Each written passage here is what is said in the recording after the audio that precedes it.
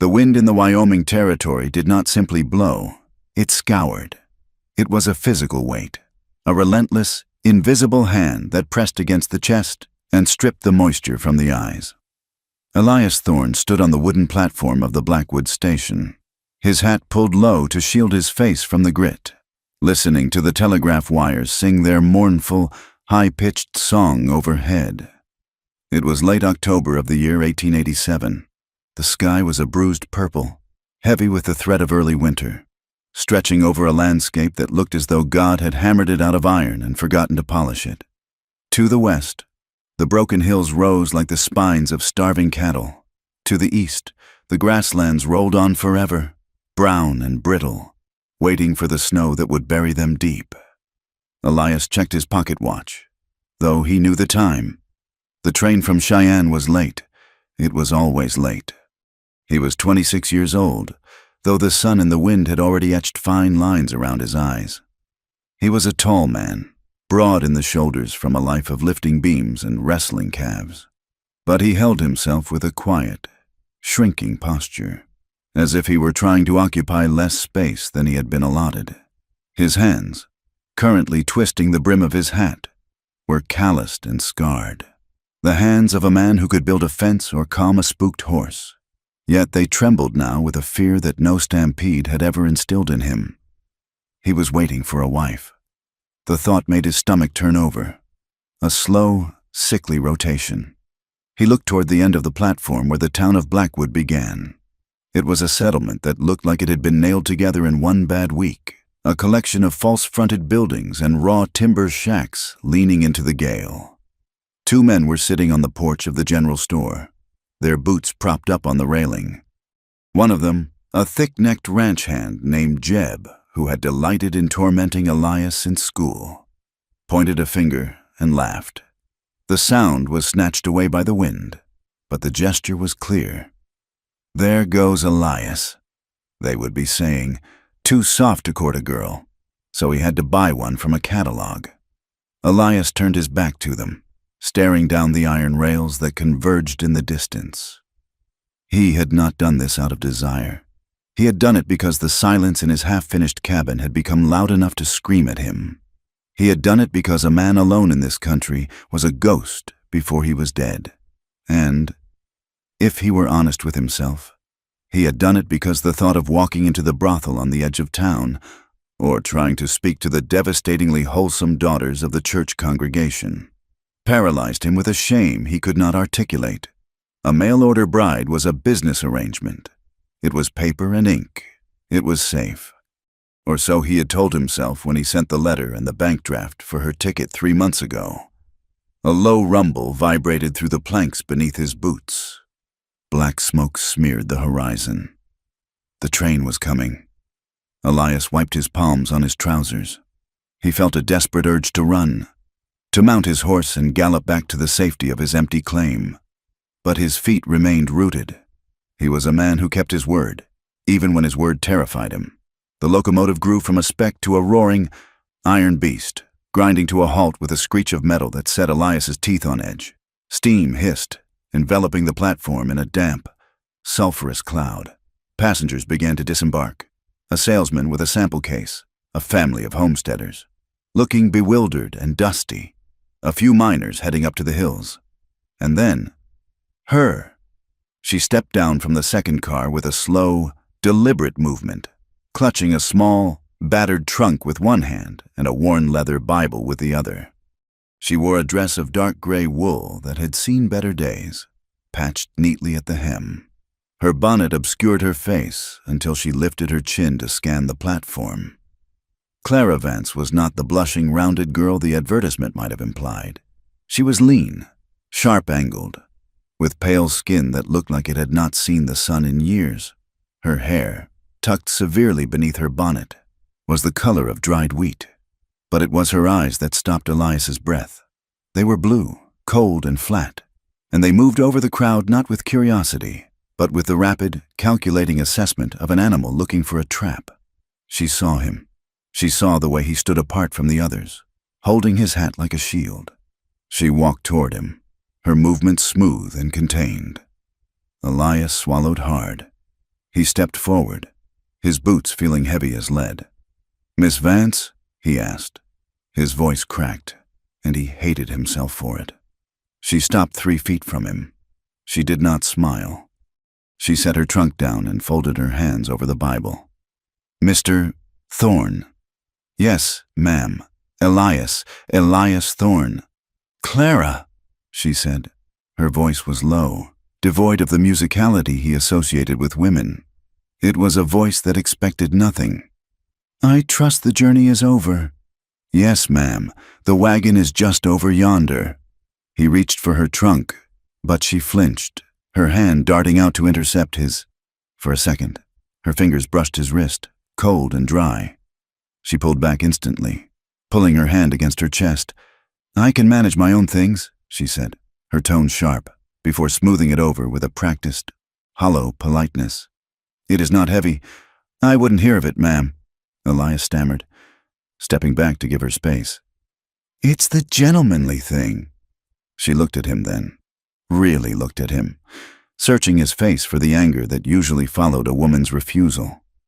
When she found only a blushing, terrified confusion, a flicker of something like bewilderment crossed her face. She stepped back and nodded once. "Very well." Elias hoisted the trunk onto his shoulder. It was light, heartbreakingly light. Everything she owned in the world was in a box a child could carry. "This way," he murmured. They had to walk the length of the platform to reach the hitching post where his wagon waited. It was a walk that felt like a march to the gallows. The town of Blackwood had noticed the arrival. Conversations on the boardwalks died away. Heads turned. The silence was thick, punctuated only by the wind rattling the loose boards of the station house. Mrs. Gable, a pillar of the Methodist Church and the town's self-appointed moral arbiter, was coming out of the mercantile. She stopped, her eyes narrowing as they swept over Clara's gray dress and travel-stained hem. She sniffed, loud and distinct, and turned her back, pulling her shawl tight as if to protect herself from contagion. Clara did not flinch. She kept her chin high, her eyes fixed on the horizon. But Elias saw her knuckles turn white where she gripped her Bible.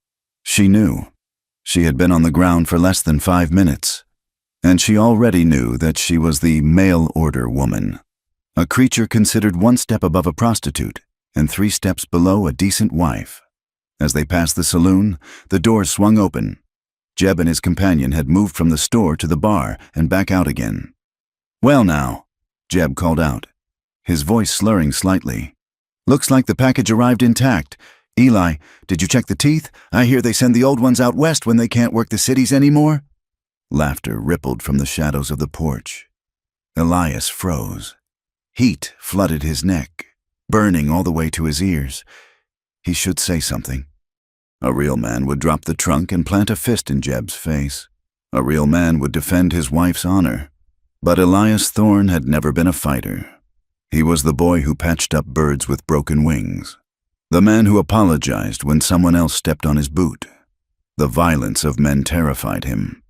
Not because he couldn't physically match it, but because he didn't understand the language of it. He stood there, mouth opening and closing, paralyzed by the shame of his own inaction. It was Clara who moved. She stopped walking and turned her head slowly to look at Jeb. She didn't speak. She didn't scowl. She simply looked at him with those flat, dead eyes, an expression of such utter, bored indifference that it sucked the oxygen out of the taunt. It was the look of a woman who had heard every insult a man could invent and found this one lacking. Jeb's smile faltered. He shifted his weight, suddenly uncomfortable, and spat on the ground before retreating back into the saloon. Clara turned back to Elias. "Is the wagon far, Mr. Thorne?" "No," Elias whispered. "Just here." He helped her up to the bench seat. She gathered her skirts carefully, ensuring no fabric touched him when he climbed up beside her. He flicked the reins, and the team of bays lurched forward, pulling them away from the staring eyes of Blackwood and out into the vast, indifferent emptiness of the plains. The ride to the homestead took 2 hours. For the first hour, neither of them spoke. The only sounds were the creak of the wagon wheels, the rhythmic thud of hooves, and the incessant wind that hissed through the dry grass. The landscape was overwhelming in its desolation. To the north, storm clouds were gathering, dark bruises against the sky. The light was failing, turning the world into a grayscale etching of sagebrush and dust. Clara sat with her spine rigid, not leaning against the backrest. Her eyes never stopped moving. She watched the horizon, the gullies, the distant shapes of cattle. She scanned the land as if she expected an ambush. "It gets cold at night," Elias said finally, his voice startling them both. "There's a buffalo robe in the back if you're chilled." "I am fine," Clara said. She paused, then added, "Is it always this open?" "Yes, ma'am. There isn't a fence for 50 miles to the south, just grass and sky." "It is a good place to hide," she said, almost to herself. Elias looked at her sideways. "Hide?" She tightened her grip on the Bible. "To be alone. That is what I meant. It is a quiet place." "It is that," Elias agreed. "Lonely, some say. Loneliness is quiet," she said. "Noise is worse." They turned off the main trail onto a rutted track that led toward a small rise near the creek bed. The house sat there, stark against the twilight.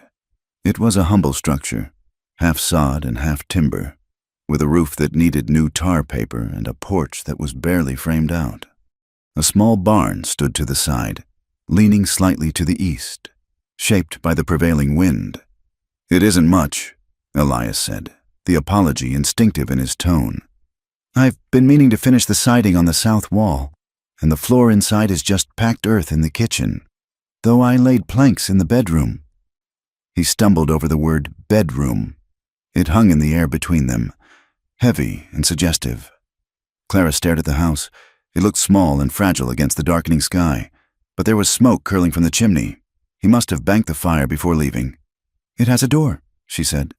"And a lock? A sturdy crossbar?" Elias promised. "I made it of oak." "Good." They pulled up to the house.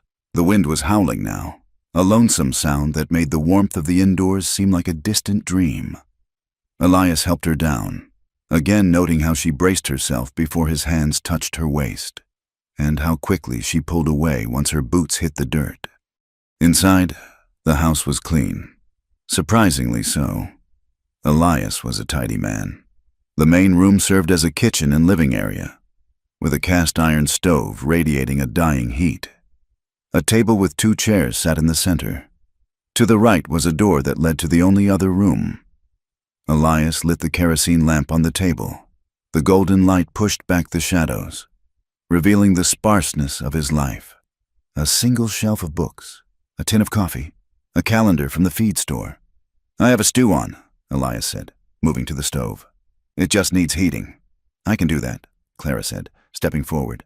"That is part of the bargain." "You've had a long travel. Ma'am, sit, please." She hesitated, then sat on the edge of one of the chairs. She watched him as he moved. He was clumsy with the ladle, his hands shaking slightly, but he set a bowl before her with a reverence that was almost painful to watch. They ate in silence. The wind rattled the door on its hinges. Every time a coyote howled in the distance, a sharp, yipping cry. Clara's spoon paused halfway to her mouth. When the meal was finished, the silence stretched thin. There was nothing left to do. The plates were cleared. The fire was banked. The clock on the mantel ticked loudly. Elias stood up.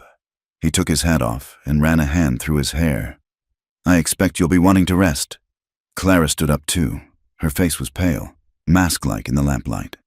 "Yes, the bedroom is through there," Elias pointed. "I brought your trunk in." She walked to the door and opened it. She looked at the bed. It was a sturdy frame, covered in a patchwork quilt, with 2 pillows. It was the only bed in the house. She turned to face him. The practiced calm was slipping now. Her chest rose and fell rapidly. She looked at the door, then at him, then at the bed. She was calculating the distance, the weight of him, the likelihood of survival. "Mr. Thorne," she said. Her voice was steady, but brittle as dry glass. "Elias, please, Elias." She took a breath. "We should speak of the arrangements before—" Elias stood by the table, his hands hanging uselessly at his sides. Arrangements? The marriage, she said. I am your wife.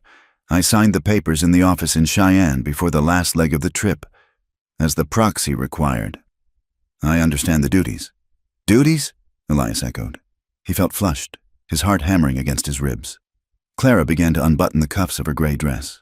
Her fingers were efficient, mechanical. I am not a woman who plays games. Elias, I prefer to know the rules of the house. I cook, I clean, I mend, and at night— She paused. Her eyes locked onto his.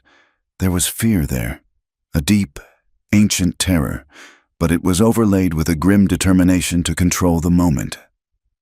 I need to know, she said. Can you make me come? The question hit the room like a gunshot. Elias blinked. The air seemed to leave his lungs.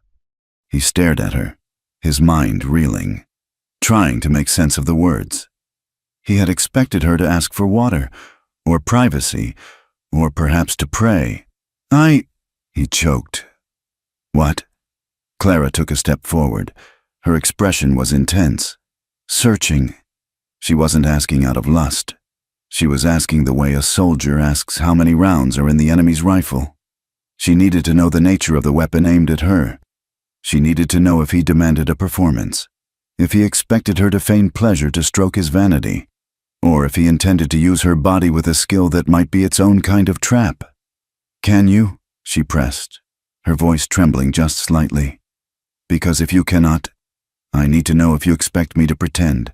I need to know if I am to lie to you, or if you simply take what you are owed and sleep. Elias felt the blood drain from his face, leaving him cold. He looked at this woman, this stranger with the haunted eyes, and he felt a crushing wave of inadequacy. He was 26 years old. He lived on the edge of the world. He had never kissed a woman, let alone— He looked down at his boots, unable to meet her gaze.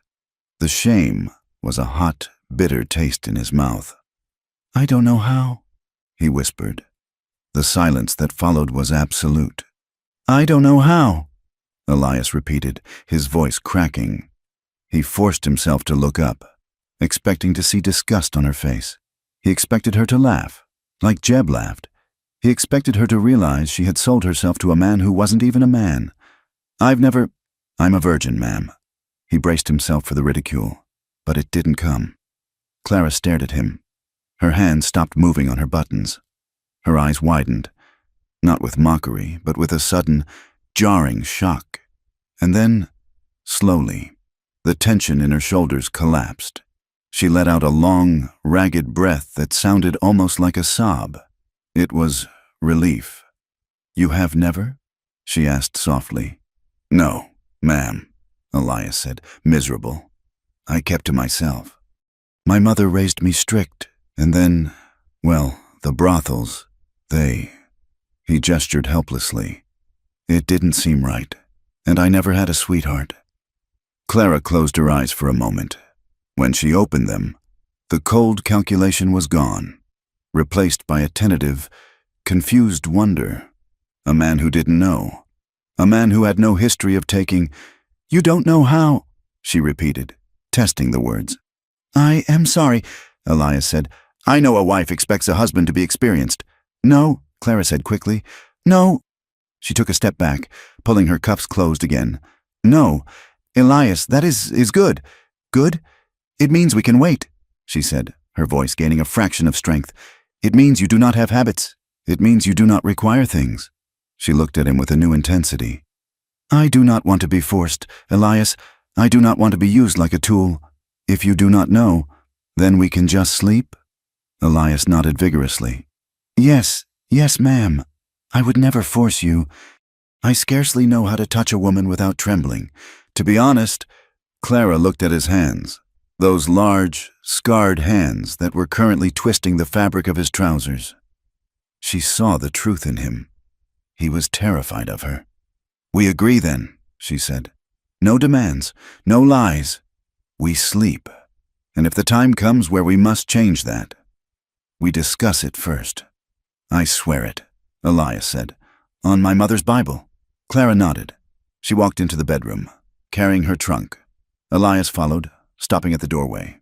I can sleep in the barn, he offered. or by the stove. "No," Clara said. She looked at the bed. "The town talks. If you sleep in the barn, they will know. They will think I am diseased, or you are weak. We must look like a marriage." She pointed to the bed. "It is large enough. You stay on your side. I stay on mine." "Yes, ma'am." They prepared for bed in separate corners of the room, turning their backs to one another to undress down to their undergarments. Elias blew out the lamp, plunging the room into darkness. The darkness was heavy. Outside, the wind had picked up, screaming around the corners of the house. Elias lay on the far left edge of the mattress, his body rigid, terrified that even his breathing might offend her. He could feel the warmth of her body a foot away, but he did not move. Clara lay on her back, staring up at the invisible ceiling. She was safe. For tonight, she was safe. The man beside her was a boy in a man's body, frightened and gentle. But as she lay there, her mind drifted back to the station. She had tried to push it away. The memory of the moment she stepped off the train. She had been scanning the crowd for her husband, but her eyes had caught something else. Standing in the shadow of the water tower, detached from the rest of the crowd, had been a man. He wore a long duster coat and a hat pulled low. He hadn't boarded the train. He hadn't greeted anyone. He had just stood there, rolling a cigarette, watching the passengers disembark. When Clara had stepped onto the platform, the man had stopped rolling the cigarette. He had looked at her. He hadn't smiled. He hadn't moved. He had just watched her with a calm, predatory patience. And then, as she walked away with Elias, she had seen him turn and walk toward the telegraph office. She squeezed her eyes shut.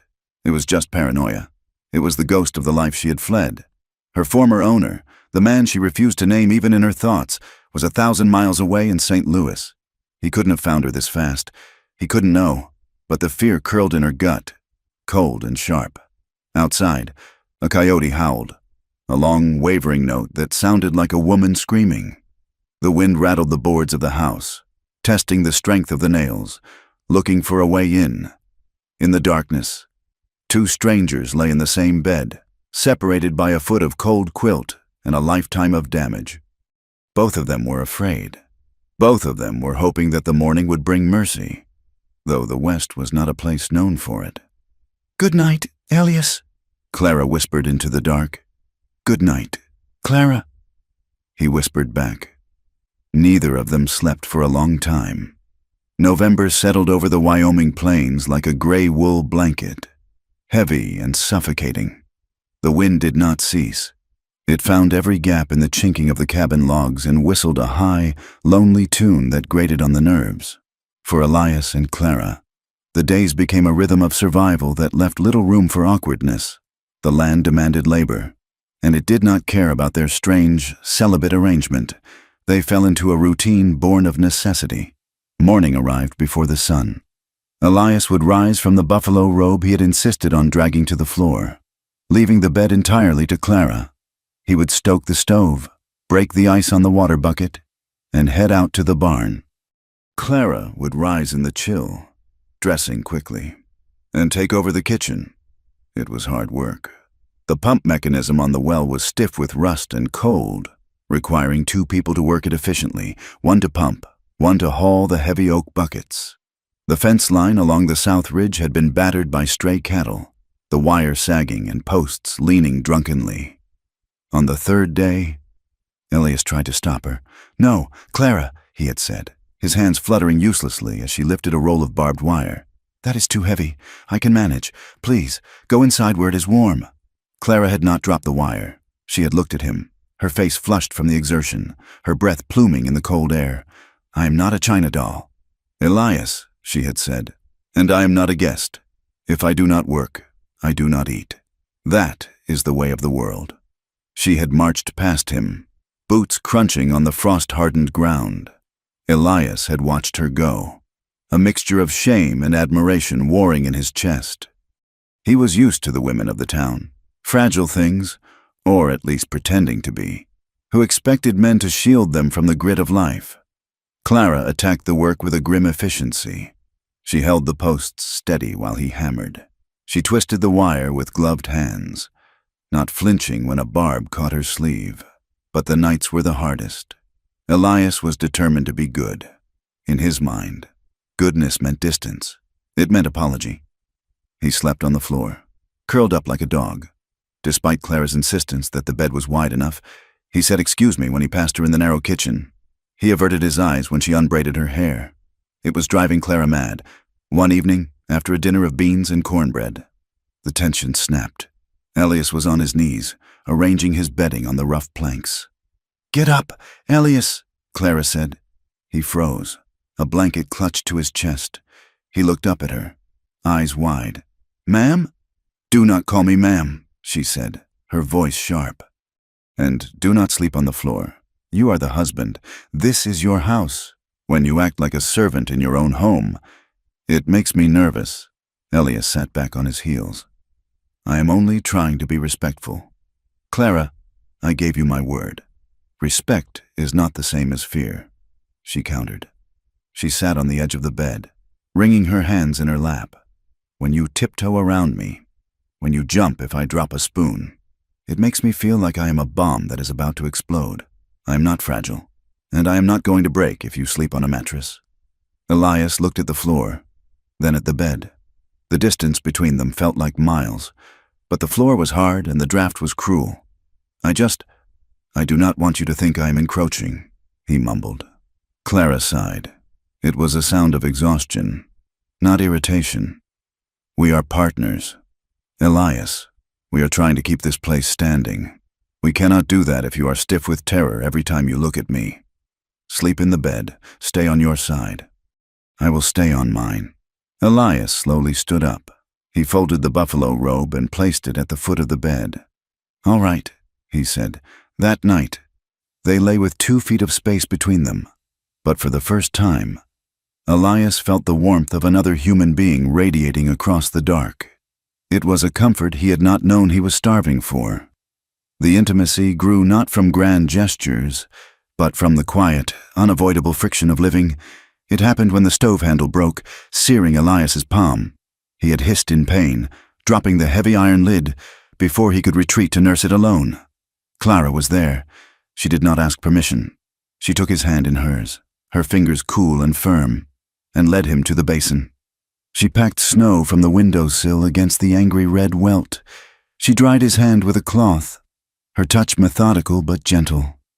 Elias watched the top of her head, the way a stray lock of wheat-colored hair fell over her brow. He realized, with a jolt, that no one had touched him with the specific intent of healing since he was a small boy. It happened when Elias came in from the barn to find Clara struggling to mend one of his work shirts. The fabric was thick canvas, and the needle was stuck. She was frowning, biting her lip in concentration. "Here, let me," Elias had said, forgetting to be shy. He took the shirt. "You have to twist it as you push." He showed her, his large hands surprisingly deft. They sat close by the lamp, heads bent together over the mending. And it happened on a Tuesday, when the mule, old Silas, decided he would not pull the wagon. He simply sat down in the mud of the yard and refused to acknowledge the universe. Elias pushed. He pulled. He pleaded. He threatened the mule with glue factories and predator bait. Old Silas chewed a mouthful of dry grass and blinked. Elias threw his hat in the mud and let out a groan of pure frustration. From the porch, a sound erupted. It was a rusty, creaking sound, like a gate opening after years of disuse. Elias turned. Clara was laughing. She had a hand over her mouth, but her shoulders were shaking. It wasn't a polite titter. It was a real, belly-deep laugh at the absurdity of the man and the mule. Elias looked at the mule, then at his hat in the mud, and he felt a bubble rise in his own throat. He started to chuckle. The chuckle turned into a laugh. Soon, they were both standing in the cold wind, laughing until their sides ached. The grim silence of the homestead shattered by the ridiculousness of it all. It was the first time Elias had seen her eyes light up. They weren't cold anymore. They were blue, just blue. But the town was a different matter. They rode into Blackwood on a Saturday for flour and coffee. The reception was as cold as the wind. As they walked down the boardwalk, Elias felt the eyes on them. He held his arm out for Clara, stiffly.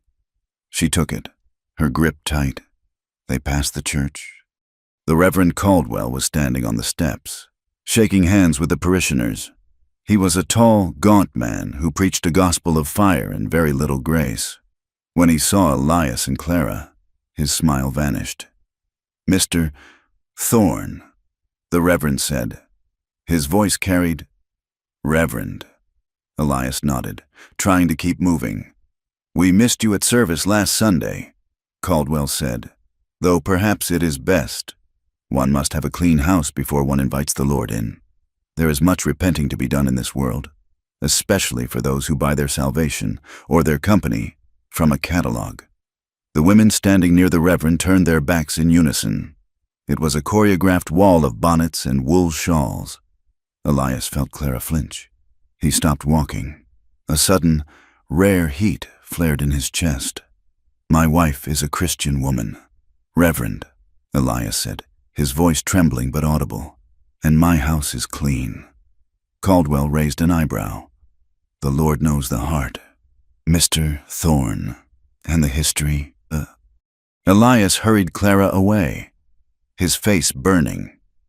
They went to the mercantile, where the clerk took their order in silence, slamming the tins of coffee on the counter with unnecessary force.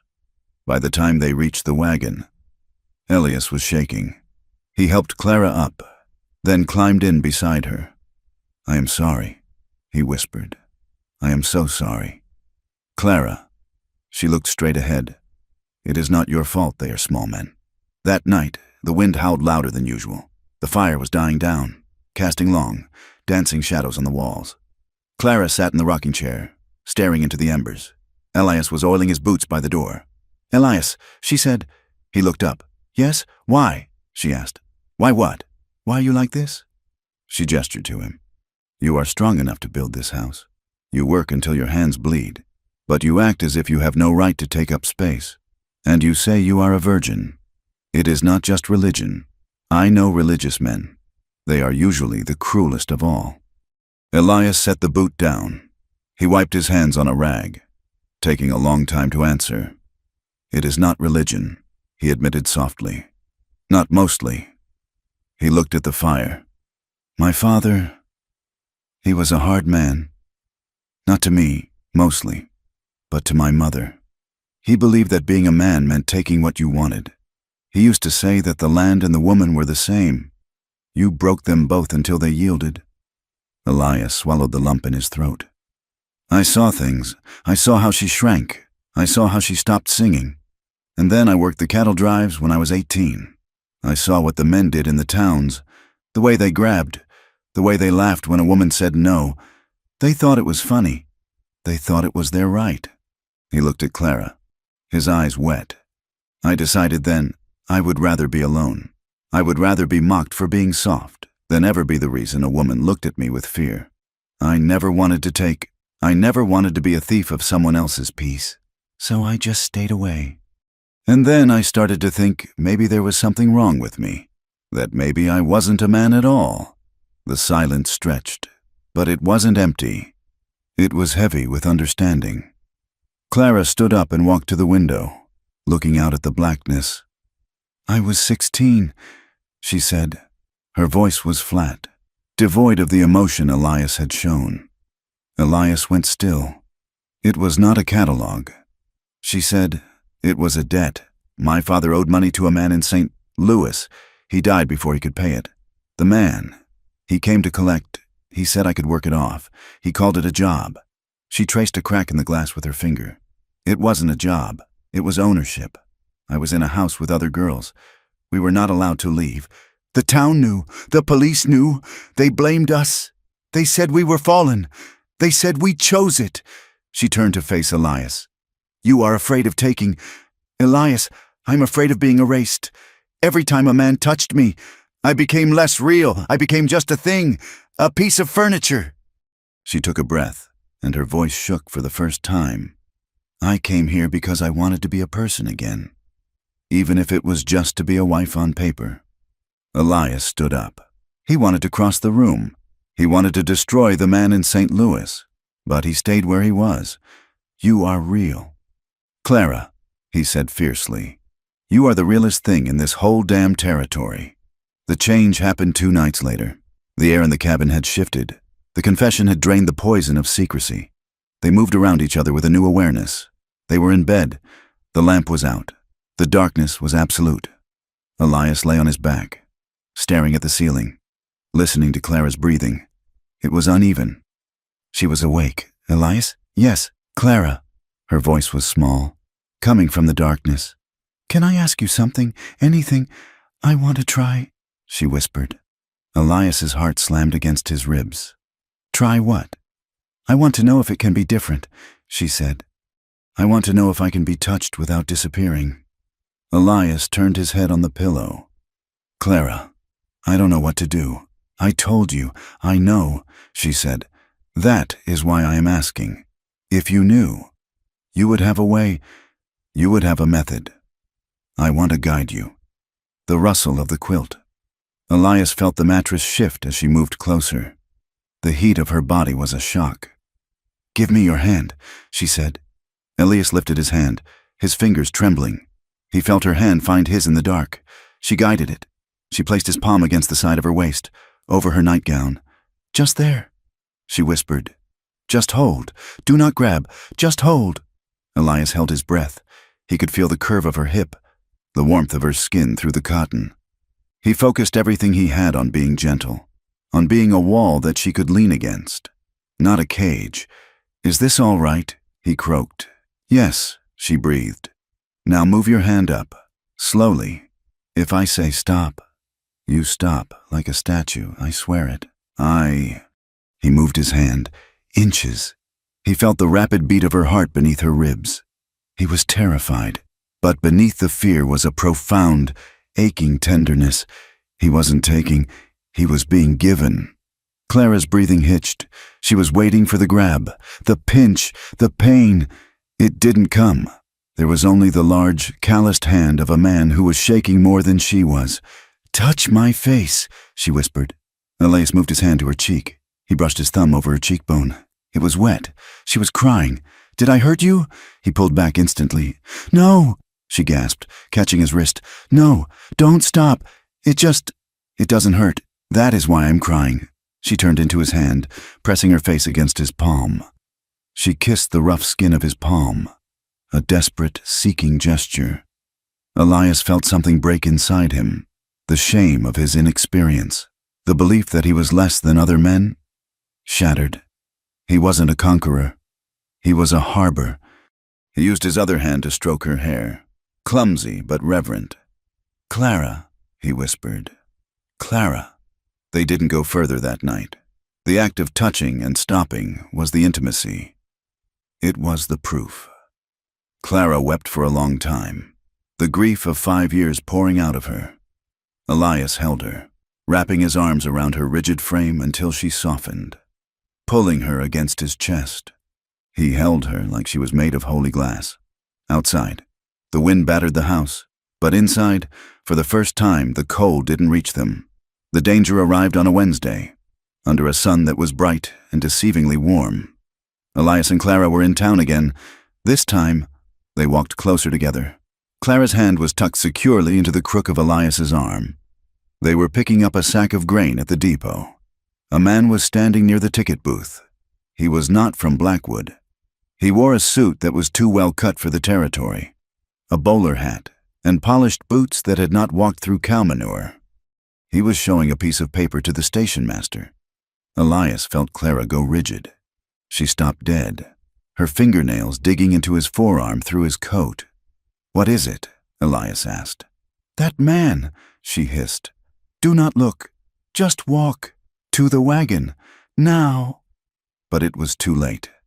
The stranger had turned. He had a smooth, pale face and a mustache waxed to sharp points. His eyes swept over the platform and landed on Clara. A slow smile spread across his face. It was not a pleasant smile. It was the smile of a man who has found a misplaced coin. Miss Vance, the man called out, his voice oily and loud. Excuse me, I believe it is Mrs. Thorne now? Clara began to tremble. Elias stepped in front of her, blocking her from the man's view. Who are you? Elias asked, his voice deeper than usual. The stranger walked over, tipping his hat. No need for hostility. Friend, I am merely an associate of a mutual acquaintance, Mr. Silas P. Dalton of St. Louis. He has been very worried about his employee. He is not her employer, Elias said. She is my wife. The stranger chuckled.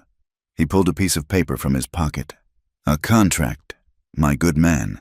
Debts are debts. Marriage does not erase a signature, Mr.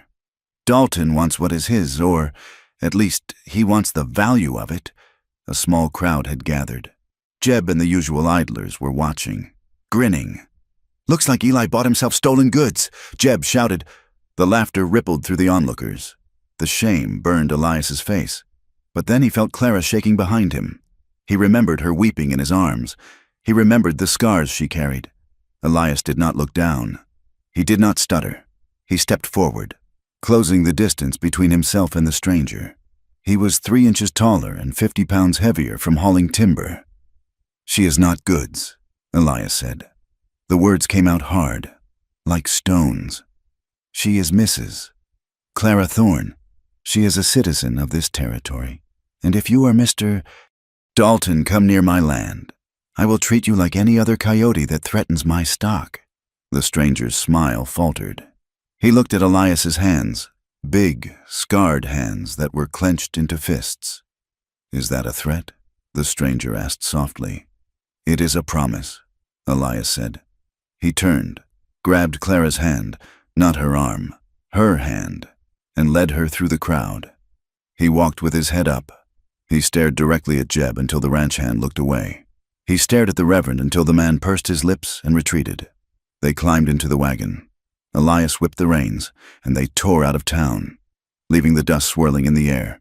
But as the town faded behind them, the adrenaline faded too, replaced by a cold, sinking dread. Clara gripped his knee. He knows, she whispered. He knows where we are. Elias looked at the horizon. The clouds were building again, dark and violent. I know, he said. We cannot just hide. Elias, he has the law, or money that buys the law. Elias looked at her. He saw the terror in her eyes, but he also saw the steel.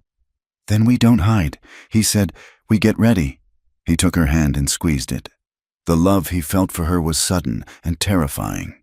It was a fierce, protective thing that made him want to burn the world down to keep her safe. But as the first flakes of snow began to fall, drifting across the brown grass, Elias knew that love alone would not stop what was coming. The West did not care about love. It only respected survival. We have a lot of work to do. Clara, yes, she said.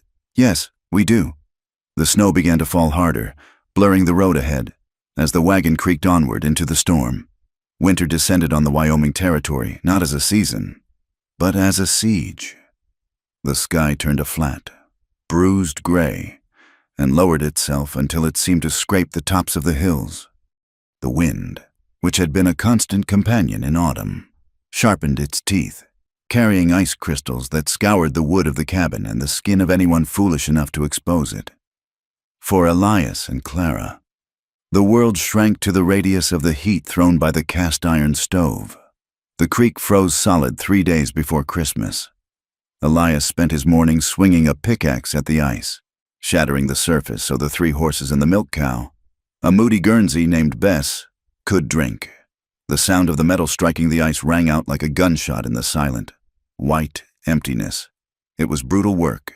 The cold was a physical weight, pressing into the joints, making every movement slow and aching. But the hardship, paradoxically, dissolved the last lingering formalities between them.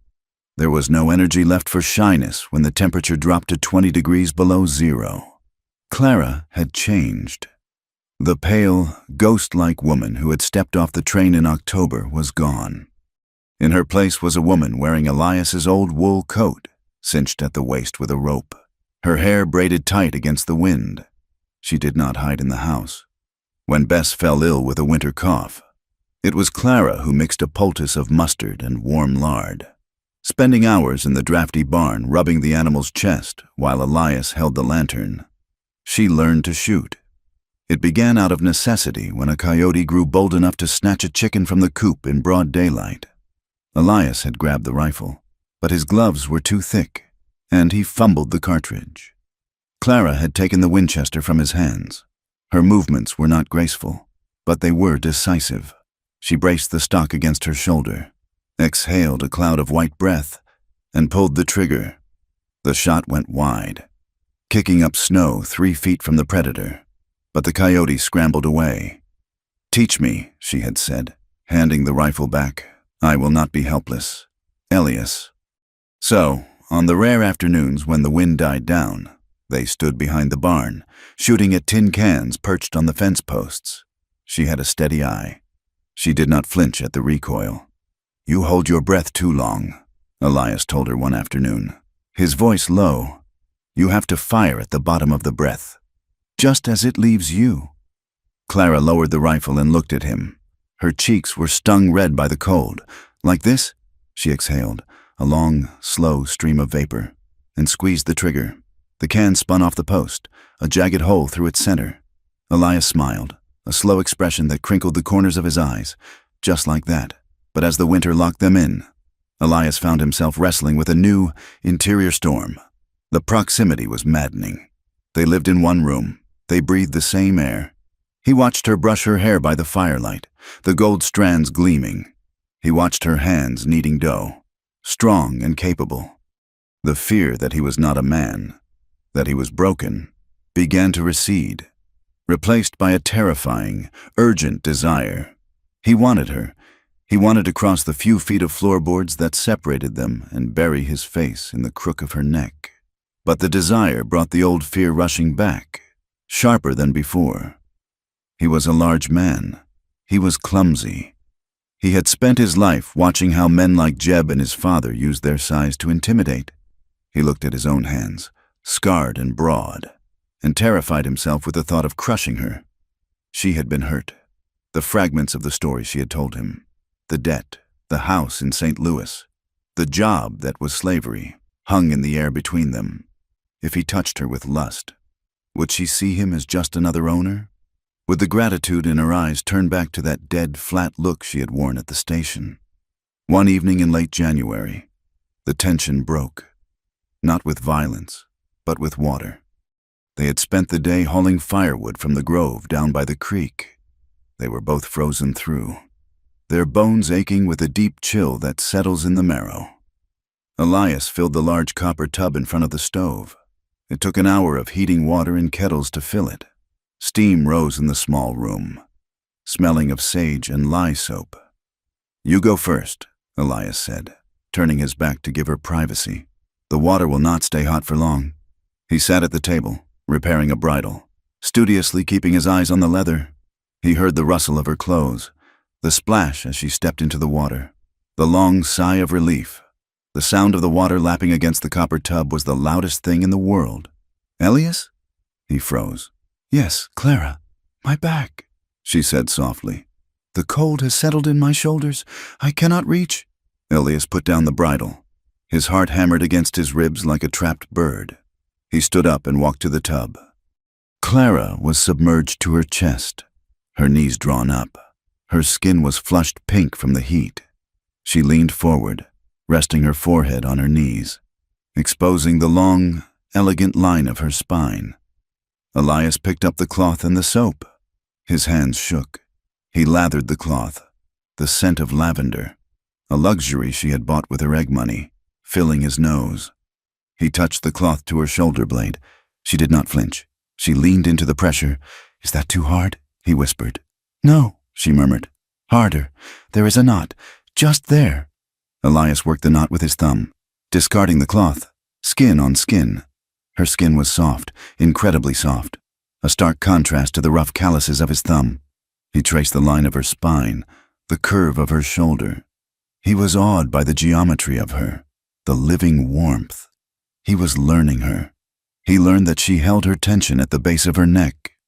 He learned that she shivered not from cold, but from sensation when he brushed the hair away from her nape. Clara turned her head, resting her cheek on her knee so she could look at him. Her eyes were dark, dilated in the dim light. "You are shaking." "Elias, I am afraid," he admitted, his voice rough. "Of what?" "Of hurting you. Of being too much. I am a big man." "Clara, I do not know the gentle way." Clara reached out a wet hand and took his wrist. She pulled his hand from her back and brought it to her lips. She kissed his knuckles, one by one. "You are the gentlest man I have ever known," she whispered. "And I am not made of glass. I am made of gristle and bone, just like you." She turned fully in the tub, the water sloshing. She reached up and placed her hands on his face, pulling him down. "Kiss me," she said, "not like a friend. Kiss me like you want to." Elias made a sound low in his throat. He leaned down. He did not grab. He did not devour. He pressed his mouth to hers with a desperate, trembling reverence. Her lips parted. She tasted of peppermint tea and hope. It was not perfect. Their noses bumped. Elias didn't know where to put his hands, hovering them in the air until Clara took them and placed them on her wet shoulders. But when she sighed into his mouth, a sound of pure want. The dam inside Elias broke. He kissed her deeply, exploring the shape of her mouth, the texture of her tongue. He felt her hands tangle in his hair, pulling him closer. For the first time in his life, he felt the immense power of his own body, not as a threat, but as an instrument of connection. When he pulled back, gasping, they were both flushed. "The water is getting cold," Elias whispered. Clara smiled, a true, wicked smile that transformed her face. "Then you had better help me out." They did not make love that night. The leap from solitude to union was too vast to cross in a single stride.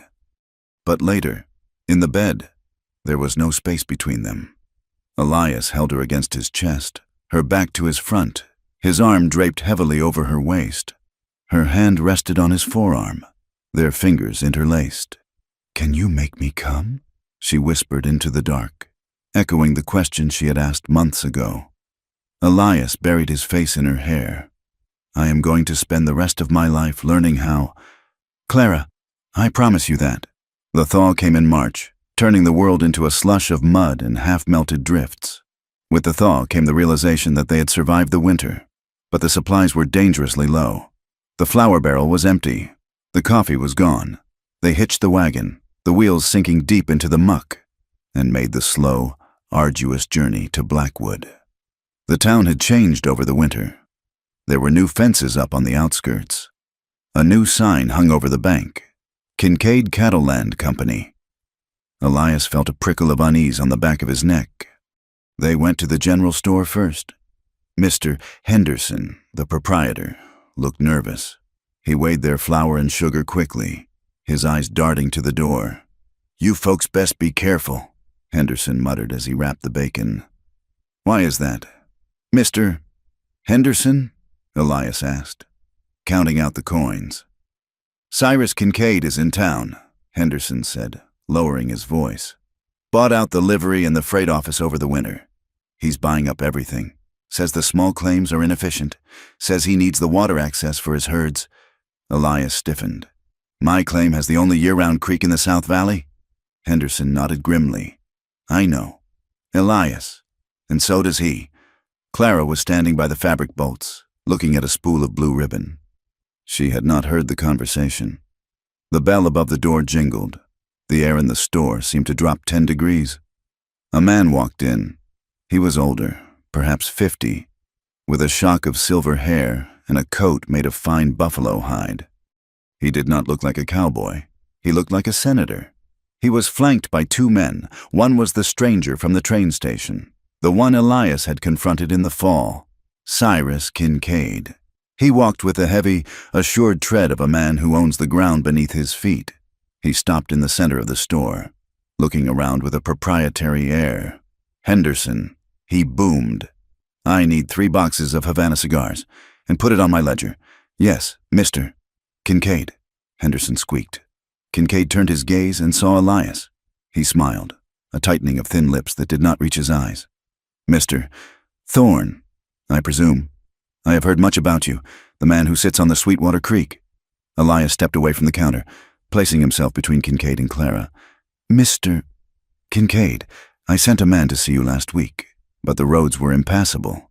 Kincaid said smoothly, I have a proposition for you. I am expanding. I am willing to offer you a fair price for your claim. $600. It is worth $2,000, Elias said steadily. And it is not for sale. Kincaid chuckled. It was a dry, rasping sound. Everything is for sale. Son, it is just a matter of finding the right currency. His eyes drifted past Elias and landed on Clara. She was frozen. Her hand was hovering over the blue ribbon. She was looking at the man beside Kincaid, the stranger with the waxed mustache. Ah, Kincaid said, his voice dropping to a purr. And this must be the bride. The, import. He took a step toward her. The stranger whispered something in Kincaid's ear. Kincaid's eyebrows rose. Is that so? He said. Well, it seems we have mutual acquaintances in St. Louis. A Mr. Dalton speaks highly of your talents. Clara did not move. Her face had gone white, the blood draining away so fast she looked like a corpse. Her eyes glazed over. She was not in the general store anymore. She was back in the parlor with the velvet curtains, the smell of stale cigar smoke, the heavy hand of a man who owned her. Dissociation. It hit her like a physical blow. The sounds of the store, the rustle of paper, the wind outside, faded into a buzzing static. Kincaid reached out. He did not grab her. He reached out and brushed a piece of lint from her shoulder. A proprietary gesture.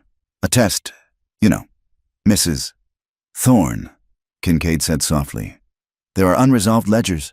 A woman who runs away with company property. That is a serious matter. The touch snapped her back. The feeling of his gloved hand on her shoulder was the spark in the powder keg.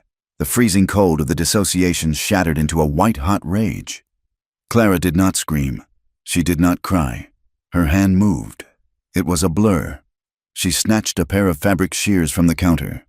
With a guttural sound, half sob and half snarl, she swung the heavy shears. They slammed into the wooden counter, inches from Kincaid's hand, burying the points deep in the oak. The sound was like a thunderclap in the small room.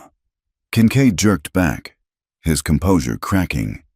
Do not touch me, Clara said. Her voice was unrecognizable.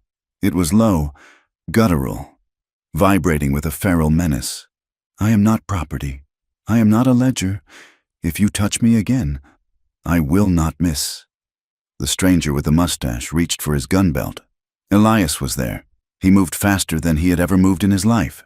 He grabbed the stranger's wrist, twisting it with the strength of a man who wrestled steers for a living. The stranger cried out, dropping to one knee. We are leaving, Elias said. His voice was calm, but his eyes were burning. He grabbed the sack of flour with one hand and took Clara's arm with the other. Come, Clara. They backed out of the store. Kincaid stood by the counter, staring at the shears vibrating in the wood. He was not scared. He looked interested. You have spirit, Kincaid called out. I enjoy breaking spirits. It makes the horse more valuable.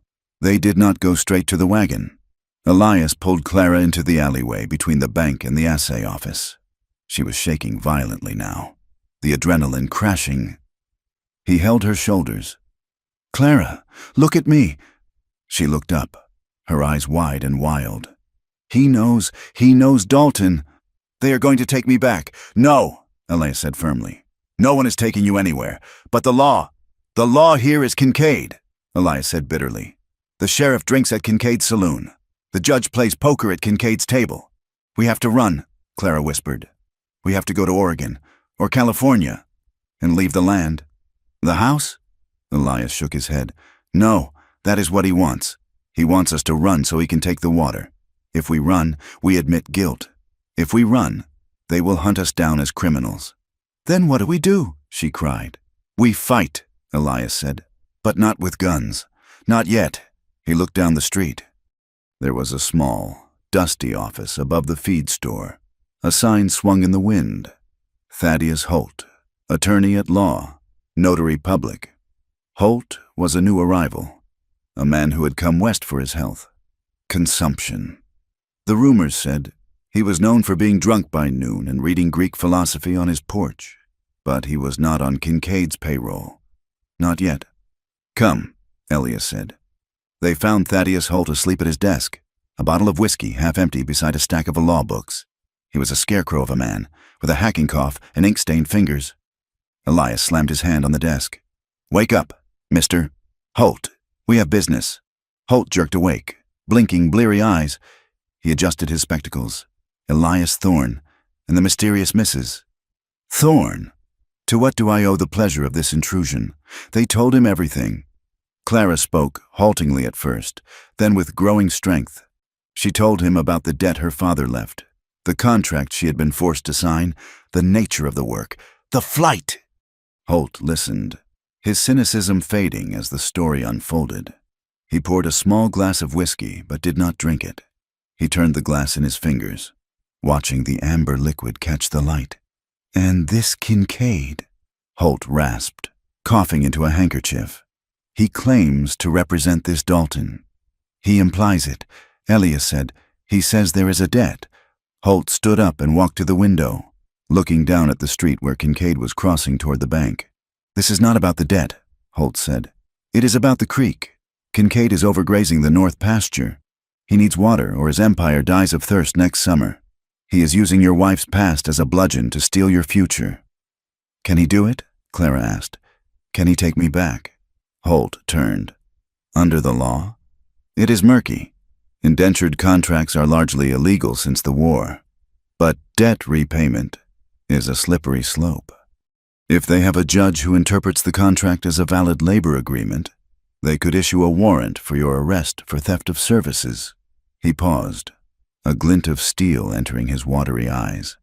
"However, if the original contract was signed under duress, or if the nature of the work violates the moral statutes of the territory, then the contract is void." He looked at Clara. "You say they made you sign it after your father died. Did you have legal counsel?" "No," Clara said. "I was 16. Holt slammed his hand on a book. "Fraud. Coercion of a minor. And if we can prove Kincaid is colluding to enforce an illegal contract for the purpose of land extortion, we have him on conspiracy. We need evidence," Elias said. "We need the contract," Holt corrected. "The one they are holding over you. And we need to file a preemptive claim on your water rights that ties them up in federal court, not the local county court Kincaid owns." He sat down and pulled a fresh sheet of paper. "It will cost you—" "I don't work for free. I have $40. Elias said. Holt waved a hand. "Keep your money. I want a side of beef when you slaughter in the fall." And he smiled. "A crooked, dangerous thing. I want to see the look on Cyrus Kincaid's face when I serve him a federal injunction.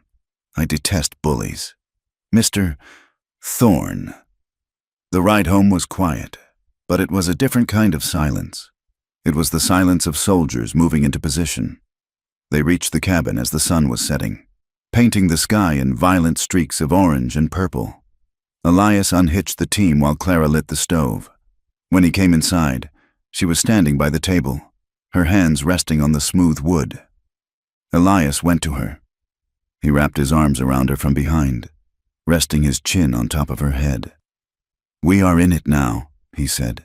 "Yes," she answered. She leaned back against him. "Elias, yes, in the store. When I grabbed the shears, did I scare you?" Elias turned her around. He looked into her face. The fear was gone. The hesitation was gone. "No," he said honestly. "You looked like a warrior. I was proud." Clara let out a breath she seemed to have been holding for years. She reached up and touched his face. "I am not going back. Elias, I will die before I go back to that life." "You won't die," Elias said, "and you won't go back. This is our land. You are my wife, and I will kill any man who tries to break that."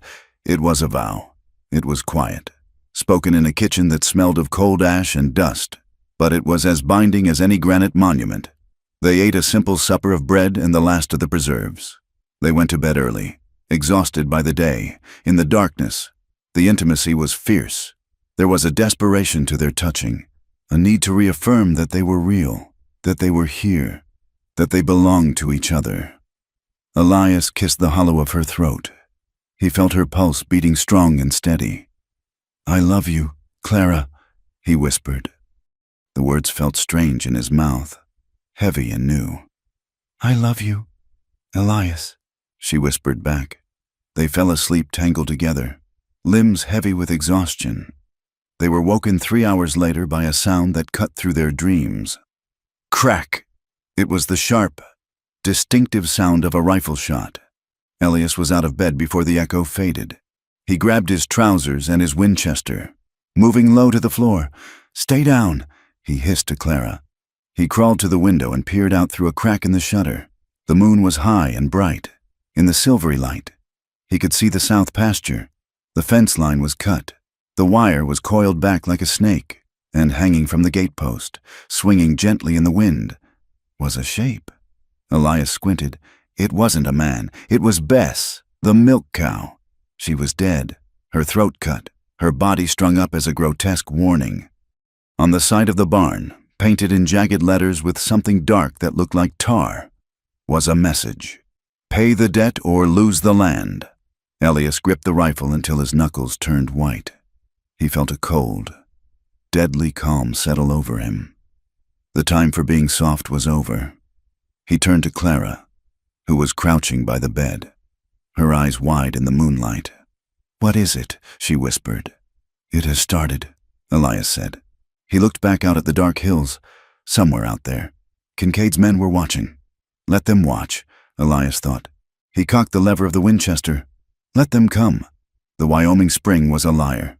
It had teased them with melting drifts and mud in March, only to turn around in April and deliver a blizzard that buried the world in white silence. The wind returned with a vengeance, screaming down from the north, piling snow against the cabin walls until the windows were halfway covered in drifts. Elias and Clara were trapped. The cabin, once a place of tentative domesticity, transformed into a fortress. The air inside grew stale, thick with the smell of wood smoke, damp wool, and anxiety. The warning painted on the barn, "Pay the debt or lose the land," was now hidden beneath a layer of ice. But the words were burned into their minds. For Clara, the confinement was a physical torment. The walls seemed to inch closer every day.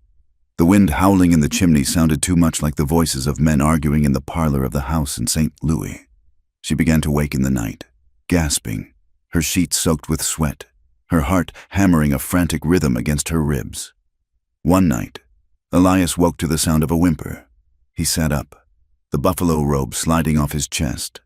The fire had died down to embers, casting a dull, red glow across the room. Clara was sitting up in bed, her knees pulled to her chest, rocking back and forth. "Clara," Elias whispered. She flinched violently, scrambling back against the headboard. "Don't!" she gasped. "I will be good. I promise. Just don't!" Elias froze. It was not his name she was answering.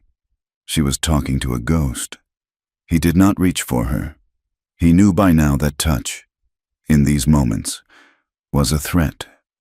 Instead, he sat quietly on the edge of the mattress, making himself small.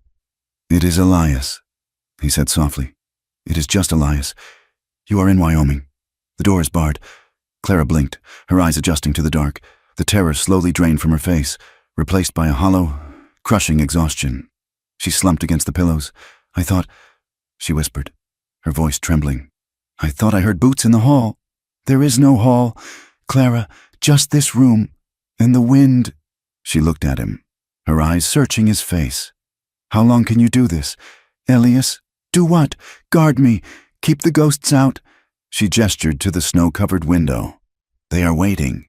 The winter will end, and they will come. You are tired. I see it in your eyes. Eventually, you will hate me for the trouble I bring."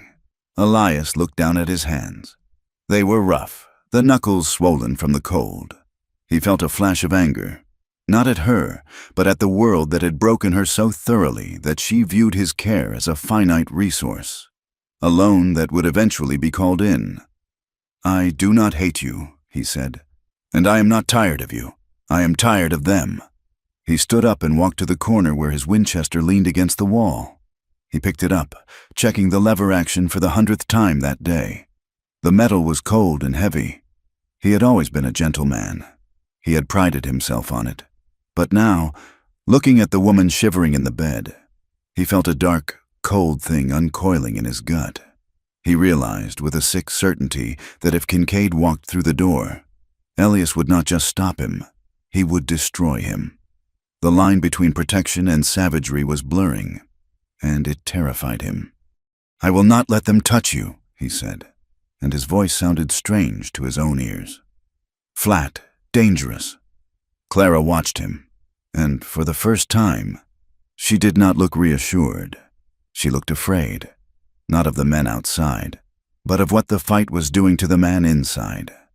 The storm broke on a Tuesday, leaving the sky a brilliant, blinding blue. The drifts were 4 feet deep. Elias was in the barn, trying to salvage the last of the hay for the horses. When he heard the jingle of a harness, he moved to the door, the pitchfork tight in his hand. It was Sheriff Grady. He was riding a large bay gelding, flanked by 2 deputies who looked more like hired thugs than peace officers. They struggled through the deep snow, their horses blowing hard. Elias stepped out of the barn. He did not wave. He did not smile. "Sheriff," Elias said, "you are far from town." Grady pulled up, spitting a stream of tobacco juice into the pristine snow. He was a thick-set man with a face like a slab of cured ham, red and weathered. He avoided Elias's eyes, looking instead at the horizon. "Elias, bad time of year for a ride." "That is a fact. What do you want?" "Grady?" The sheriff sighed, reaching into his heavy coat. He pulled out a folded paper. "Official business. Son. Writ of attachment." Elias did not move to take it. "What does that mean?" "Means there is a dispute regarding the title of this land and the assets residing upon it." Grady leaned forward, his saddle creaking. "Judge Holloway signed it this morning. Seems Mr. Kincaid has filed a petition claiming that the purchase of your wife's contract constitutes a lien against your property. Until the hearing, you are not to sell any stock, move any timber, or leave the county." "That is a lie," Elias said, his voice shaking with rage. "The contract is illegal. Thaddeus Holt is filing an injunction." Grady chuckled darkly. "Holt is a drunk. Elias." "And Judge Holloway does not read filings from drunks. He listens to men who pay their taxes. And men who own half the valley?" He tossed the paper. It fluttered in the wind and landed in the snow at Elias's feet. "Listen to me." "Elias," Grady said, his tone shifting to a mock paternal wheedle. "You are a good boy. You work hard. You don't want this war, Kincaid. He eats men like you for breakfast?" He nodded toward the cabin. "She is just a woman, a mail-order girl with a spotted past. Is she worth your land? Is she worth your life? Just send her back. Kincaid says if you hand her over, the debt is cleared. He will even give you $500 for your trouble. You can start fresh. Find a nice, clean girl from the church." Elias stepped forward. The snow crunched loudly under his boots. He gripped the pitchfork until the wood groaned. "Get off my land, Grady." Grady stiffened. His hand drifted toward his holster. "You threatening an officer of the law?" "I am telling a trespasser to leave," Elias said. "If you come back without a federal marshal, I will assume you are just another one of Kincaid's hired guns, and I will treat you accordingly." Grady stared at him for a long moment. He saw the change in Elias. The softness was gone. The boy who used to apologize for taking up space was gone. "Have it your way, kid," Grady muttered. He turned his horse. "But don't say I didn't warn you. The winter ain't over yet." Elias watched them ride away until they were specks against the white hills. When he turned back to the house, Clara was standing on the porch. She was not wearing a coat. She was shivering, her face pale as the snow. She had heard every word. "She is just a woman. Is she worth your life?" Elias walked up the steps. He dropped the pitchfork and took her by the arms, marching her inside the warm cabin. "You will catch your death," he scolded gently, but his hands were trembling. Clara pulled away from him. retreating to the center of the room. She looked at him with a frantic, wild expression. $500, she said. That is a fortune.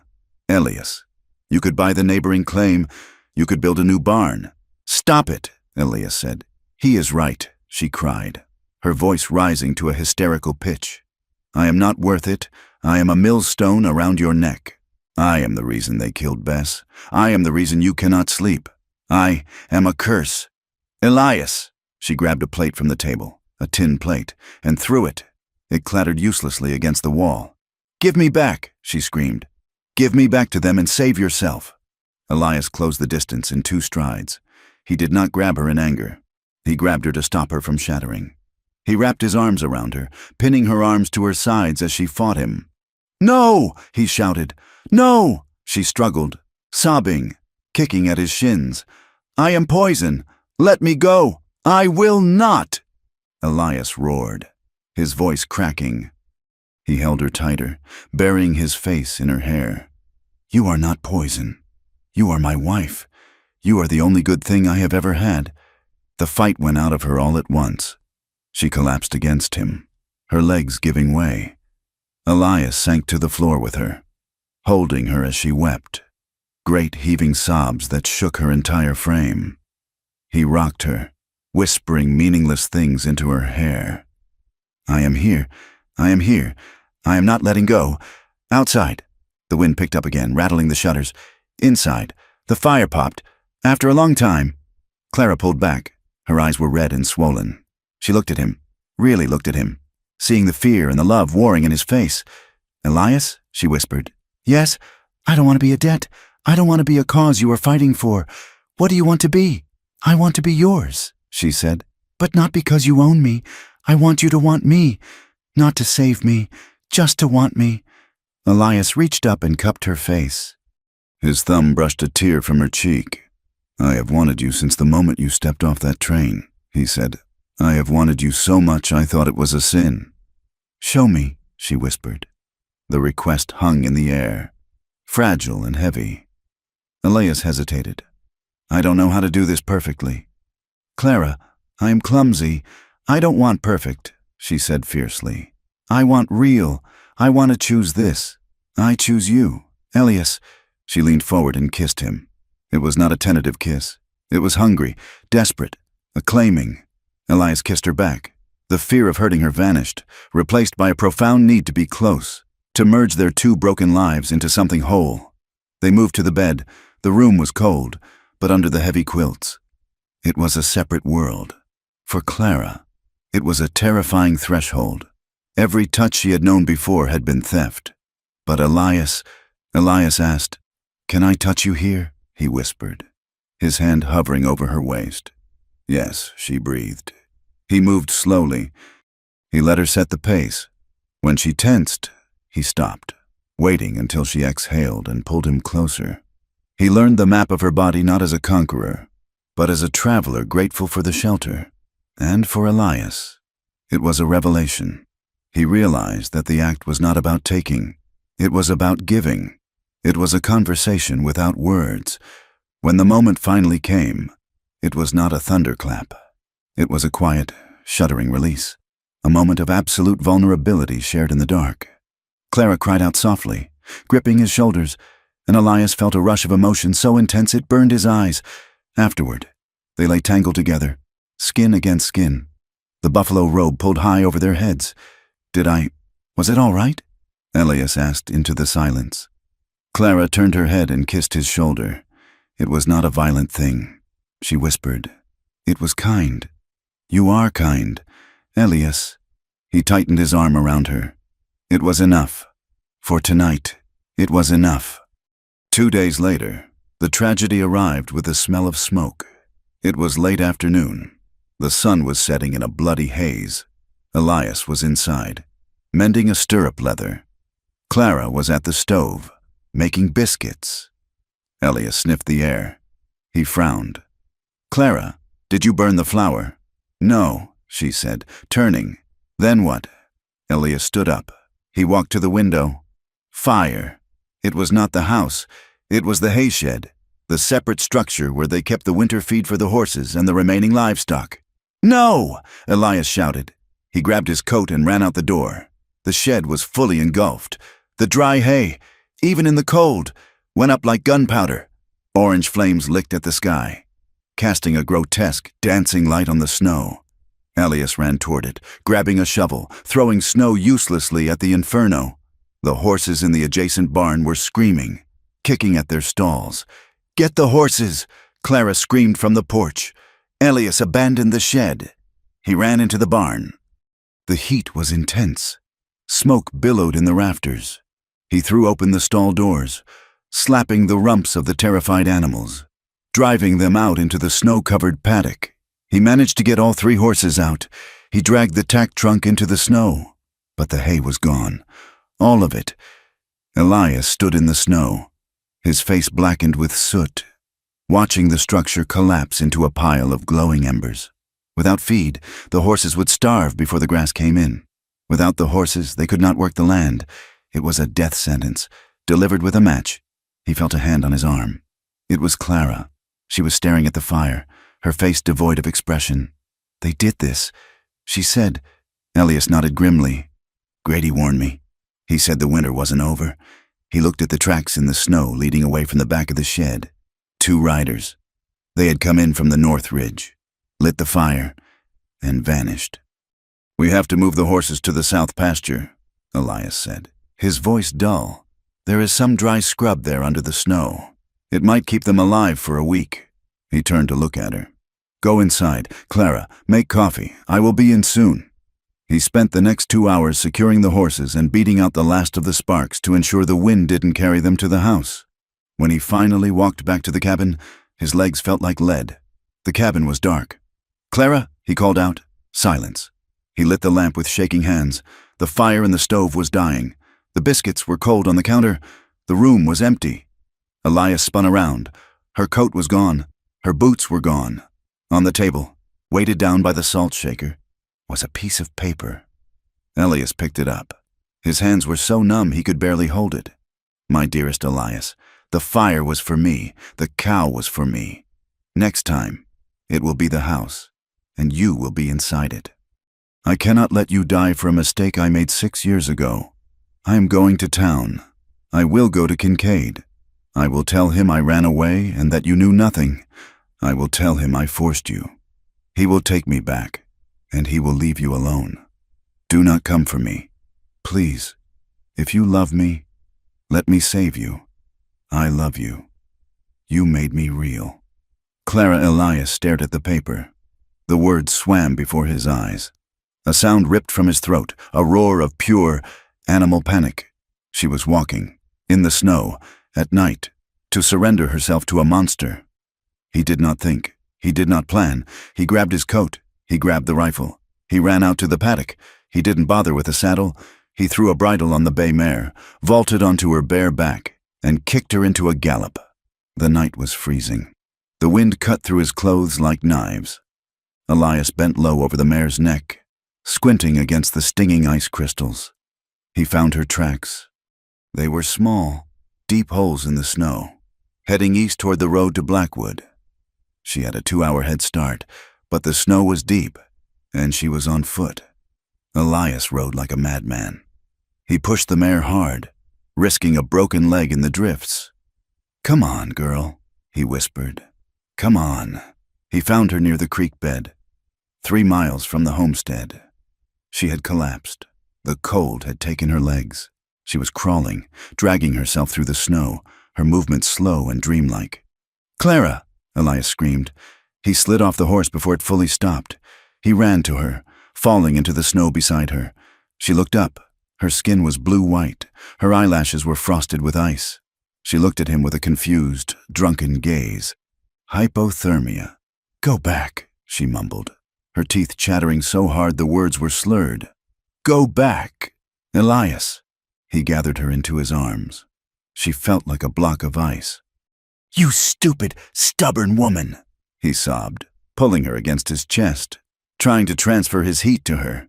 "You think this is saving me? You think I can live without you? I have to pay the debt," she whispered. "There is no debt." Elias shouted into the wind. He ripped off his heavy coat and wrapped it around her, ignoring the biting cold that immediately attacked his shirt sleeves. He lifted her. She was dead weight. "I need you," he yelled, his voice breaking. "I don't need the land. I don't need the cows. I need you. You are my heart. Clara, if you go, I am dead anyway." He managed to heave her onto the horse. He climbed up behind her, wrapping his arms around her, sandwiching her between his body and the horse's warm neck. "Stay awake, Clara," he commanded. "Talk to me. Tell me about the blue ribbon. Tell me anything. Blue ribbon." She mumbled, "Pretty." He turned the horse back toward the cabin. The ride back was a blur of terror. Every time her head lolled forward, Elias shook her, shouting her name. They made it back. Elias carried her inside, kicking the door shut against the wind. He laid her on the rug in front of the stove. He threw every piece of wood he had into the firebox until the cast iron glowed red. He stripped the frozen clothes off her. He stripped off his own clothes. He pulled the mattress off the bed and dragged it to the fire. He wrapped them both in every quilt they owned. He held her, skin to skin, shivering violently as the cold slowly leached out of her and into him. He rubbed her arms, her legs, her back. He kissed her frozen face. "Please," he prayed. "Please, God, I will never ask for anything else. Just this." It took an hour. Slowly, the color began to return to her cheeks. She stopped shaking. Her breathing deepened. She opened her eyes. They were clear. "Elias?" she croaked. "I am here." He wept. "I am here." "Why did you come?" "Because I am selfish," he whispered, stroking her hair. "Because I cannot be the man I want to be without you." She buried her face in his chest and began to cry. Morning brought a cold, hard clarity. Elias sat at the table, cleaning his rifle. Clara was wrapped in a blanket, drinking hot water. They had no coffee. "We cannot stay here," Elias said. His voice was steady. Clara looked up. "He will burn the house next." "Yeah, so we leave? We go to Oregon?" "No," Elias said. He looked at the map he had spread out on the table. "If we run, we are fugitives. Kincaid will send men after us. He will put a bounty on you as a thief. We will never stop looking over our shoulders. Then what? We go to Cheyenne," Elias said. He pointed to a spot on the map. "It is 70 miles south. Through the pass. Cheyenne. That is where the Territorial District Court is. That is where the U.S. Marshal's office is. Judge Holloway is Kincaid's man. Sheriff Grady is Kincaid's man. But the federal judges in Cheyenne, they are not." "We take the evidence?" Clara asked. "We take everything. We take the letters Holt wrote. We take your testimony. We go to the governor if we have to. We force them to listen. It is 70 miles. "Elias," Clara said softly, "in the snow, with no feed for the horses, we can take the strongest horse. We pack light. It will take us 4 days, maybe 5. It is suicide," she said. "Staying here is suicide," Elias countered. "Staying here is waiting to be slaughtered. Out there, at least we are moving. At least we are fighting." He looked at her. "I am done hiding. Clara, I am done apologizing. I want my life back. I want our life." Clara stood up. She walked to the window and looked out at the blackened ruins of the hayshed. She looked at the white expanse of the prairie. A deadly, beautiful, indifferent ocean. She turned back to him. Her jaw was set. "When do we leave?" "Now," Elias said, "before the snow starts again." They packed in silence. A bag of dried meat, the last of the flour, a pot, the rifle, the Bible. They saddled the bay mare. They turned the other 2 horses loose, hoping they would find shelter in the canyon. Elias helped Clara up into the saddle. He would walk, leading the horse, to save the animal's strength. He took one last look at the cabin, the half-finished siding, the smoke curling from the chimney. It was the only home he had ever known. He turned his back on it. "Ready?" he asked, looking up at Clara. She gripped the pommel. Her eyes were terrified, but she nodded. "Ready!" Elias took the reins. He stepped forward into the snow, breaking the trail. They headed south, into the teeth of the wind, leaving the safety of the known for a justice that might not exist. Cheyenne was not a town. It was a machine made of brick, iron and noise. To Elias and Clara, who had spent months listening to nothing but the wind and the coyotes. The territorial capital was an assault on the senses. The air smelled of coal smoke, unwashed bodies, and the copper tang of money changing hands. They arrived ragged, their horses gaunt, their faces burned by the wind and snow. The city bustled around them, indifferent to their survival. Men in clean linen collars stepped around them on the boardwalks, checking pocket watches and clutching leather portfolios.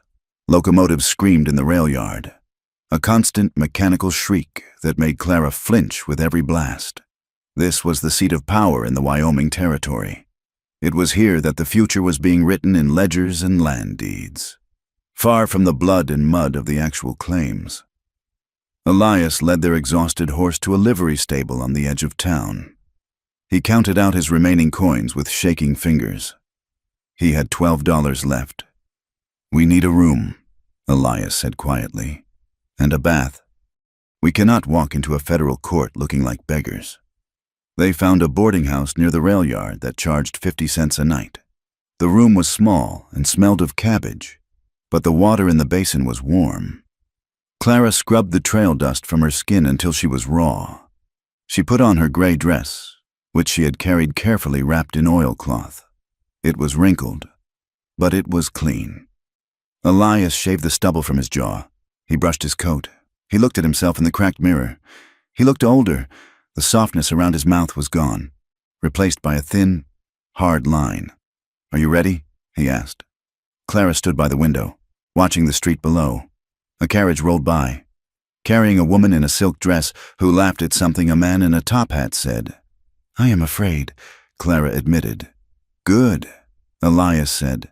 "Fear keeps you sharp." They walked to the federal courthouse. It was a massive stone building that seemed designed to make a man feel small. The hallways echoed with the click of boot heels on marble. They navigated a maze of clerks, secretaries, and bailiffs, each one a gatekeeper designed to filter out the desperate. They were finally granted an audience with an assistant United States attorney named Percival Black. He was a young man with ink-stained fingers and a perpetually tired expression. Sitting behind a desk piled high with files, he looked up as they entered, his eyes sweeping over Elias's rough hands and Clara's tense posture. "Mr. and Mrs. Thorne," Black said, not offering a seat. "My clerk tells me you have a frantic story about land fraud and illegal contracts. I have 5 minutes. The territory is full of land disputes. What makes yours special?" "It is not a dispute," Elias said, his voice ringing in the small office. "It is a conspiracy." Clara stepped forward.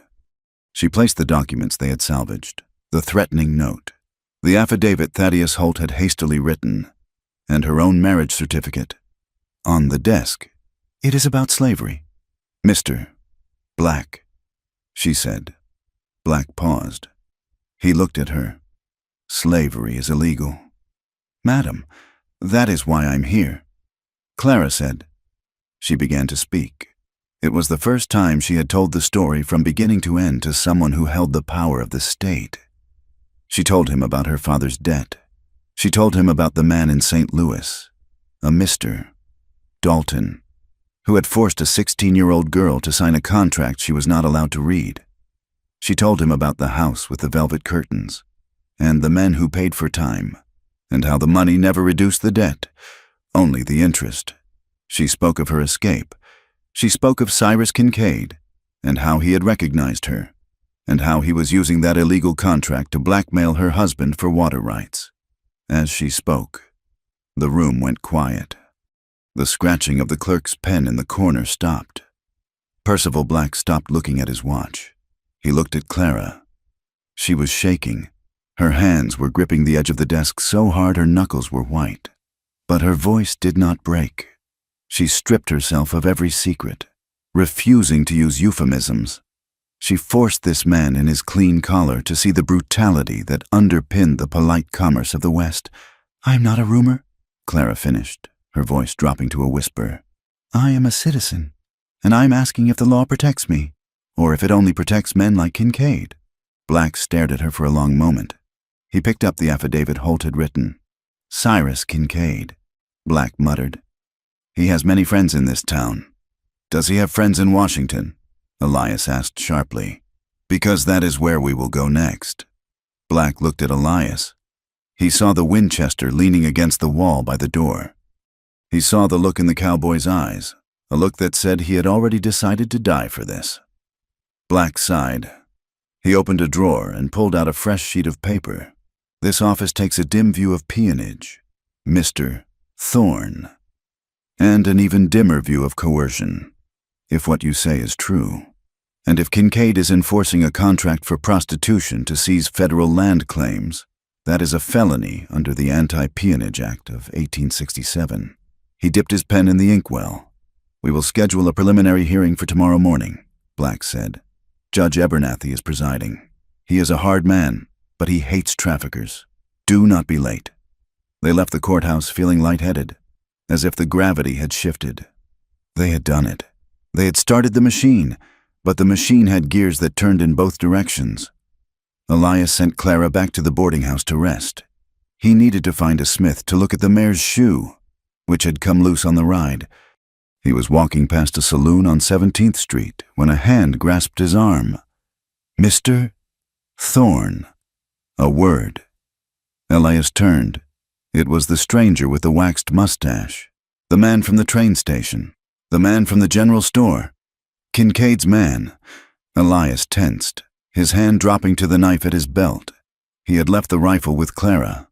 Easy, the man said, smiling a smile that showed too many teeth. My name is Mr. Graves. Mr. Kincaid would like to buy you a drink.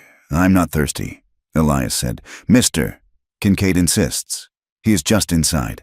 He thinks you are a practical man who has been put in a difficult position. Elias looked at the saloon doors.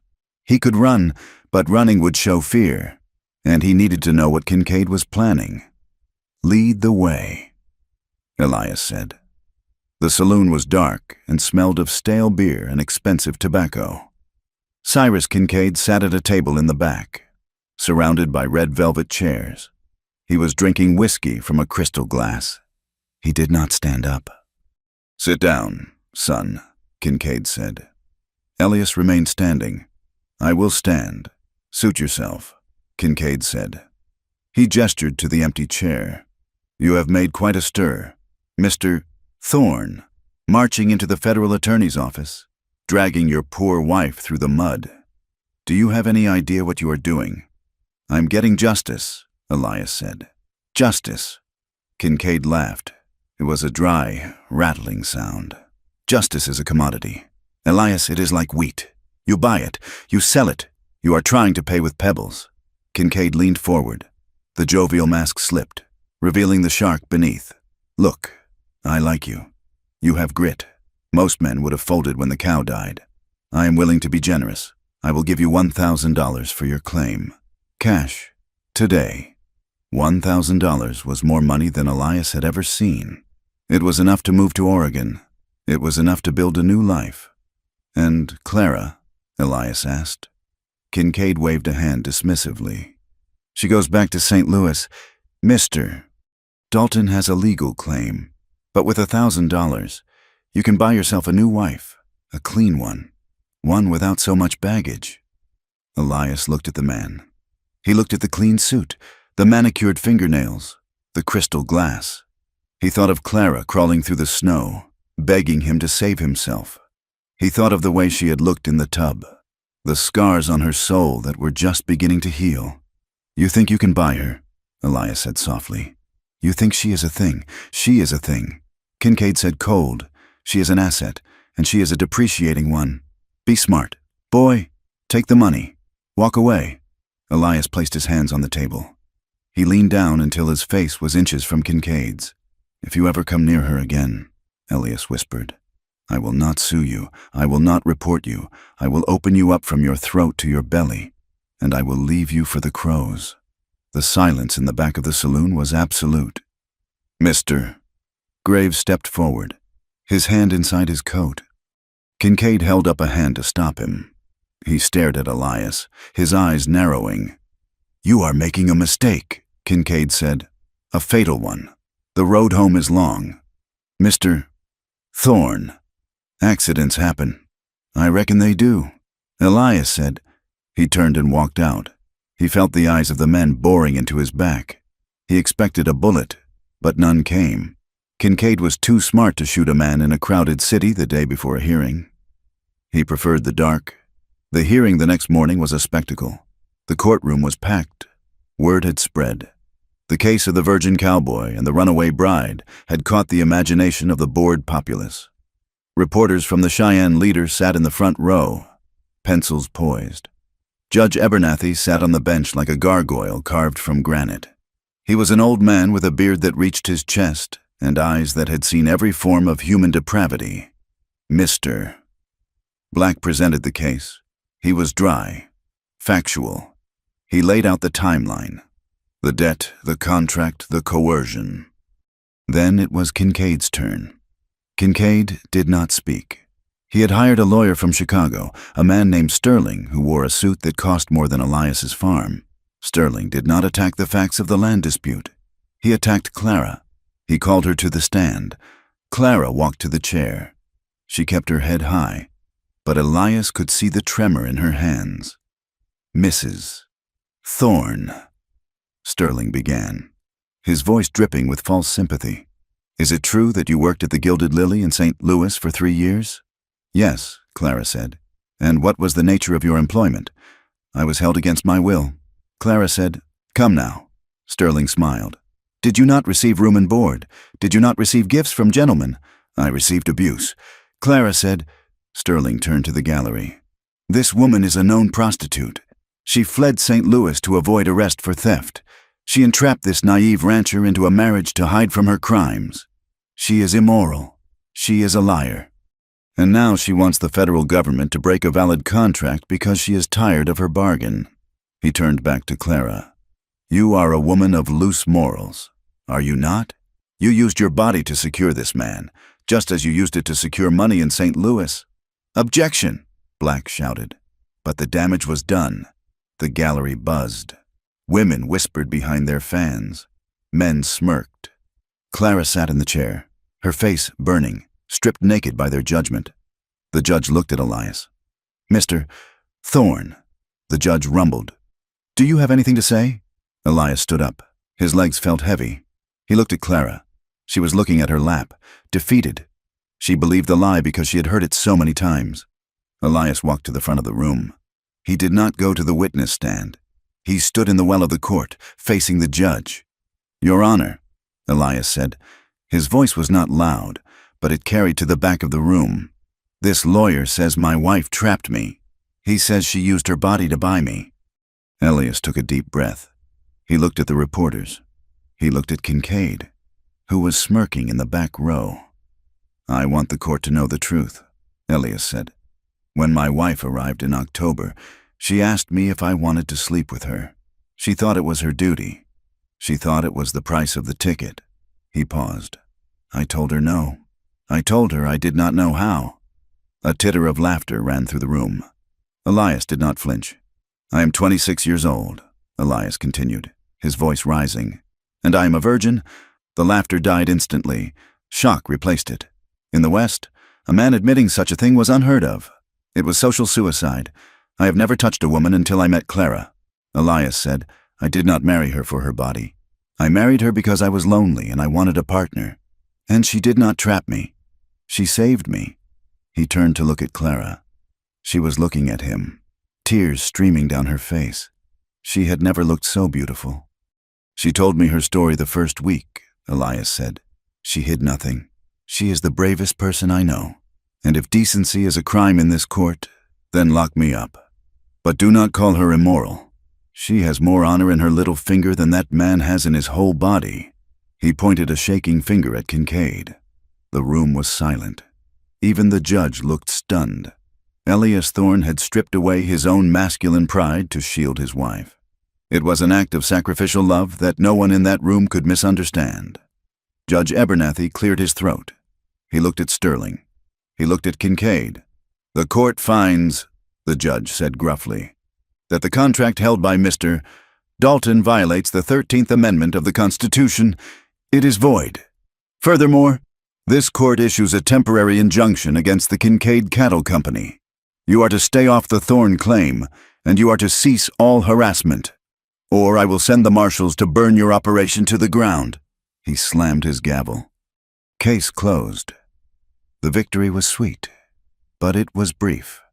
As they walked out of the courthouse, clutching the paper that declared them safe, Percival Black caught up to them. "Do not celebrate yet," Black warned. "Kincaid has left the building." He looked unhappy. "We have the injunction," Elias said. "Paper burns." Black said, "Watch your back, Mr. Thorn. It is a long way to Blackwood." They left Cheyenne an hour later. They did not wait for morning. The city felt dangerous now, like a trap waiting to spring. They rode the bay mare, taking turns walking. They headed north, avoiding the main road, sticking to the draws and the timber lines. The first 2 days were quiet, but on the third day, as they entered the broken hills 50 miles from home, they saw the dust. Riders, 4 of them, moving fast. "They are tracking us," Elias said. He watched them through his spyglass. It was Graves and the deputies. They were not wearing badges. They were wearing dusters. This wasn't an arrest. It was a hit. "We have to lose them in the canyon," Elias said. They rode hard. The mare was tired. Stumbling on the scree, they scrambled up a narrow game trail, hiding in a cluster of boulders as the riders thundered past below on the valley floor. They spent the night huddled in a shallow cave, shivering without a fire. They dared not light one.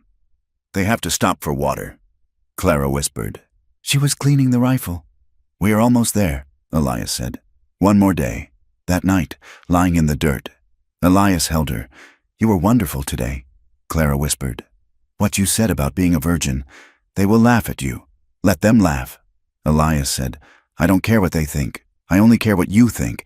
I think you are a real man." She said, They made it to the Blackwood Valley the next afternoon, but as they crested the final ridge, looking down at their homestead, their hearts stopped. There were men at the cabin. Not 2 or 3, a dozen. They were building a corral. They were moving cattle onto the south pasture, Elias's pasture, and sitting on the porch of Elias's cabin, his boots propped up on the railing, was Cyrus Kincaid. He had ignored the injunction. He had moved in. "He has the sheriff with him," Elias said, lowering the glass. "And the mayor, he has bought the town." Clara said, "The paper means nothing here." Elias looked at the document in his pocket. It was a federal order. It was the law. But out here, the law was just ink. The reality was the Winchester in his scabbard and the man sitting on his porch. "We cannot go down there," Clara said. "They will kill you." Elias looked at his house. He looked at the land he had bled for. He looked at the woman he loved, who had finally stopped running. "If we run now," Elias said, "we run forever." He checked the load in the rifle. "I am not running." "Clara, neither am I," she said.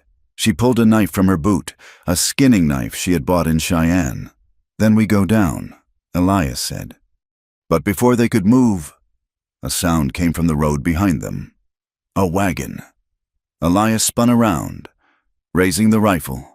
But it wasn't Kincaid's men. It was Thaddeus Holt, and behind him, riding a mule, was Henderson the storekeeper, and behind him, holding a shotgun, was the blacksmith. Holt pulled up the wagon. He looked terrible, coughing into a handkerchief, but he was grinning. "Mr. Thorn," Holt wheezed. "We heard about the hearing. The telegraph is a wonderful invention. The Cheyenne leader ran the story. The Virgin and the Baron. It is quite the sensation."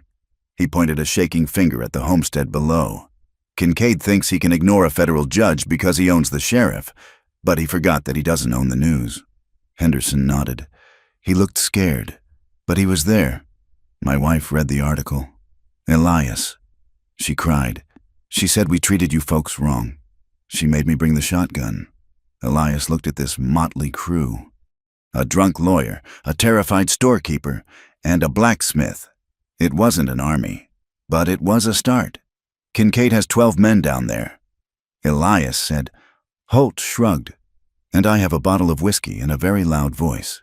And, more importantly, I have the knowledge that a U.S. Marshal is on the train from Cheyenne as we speak.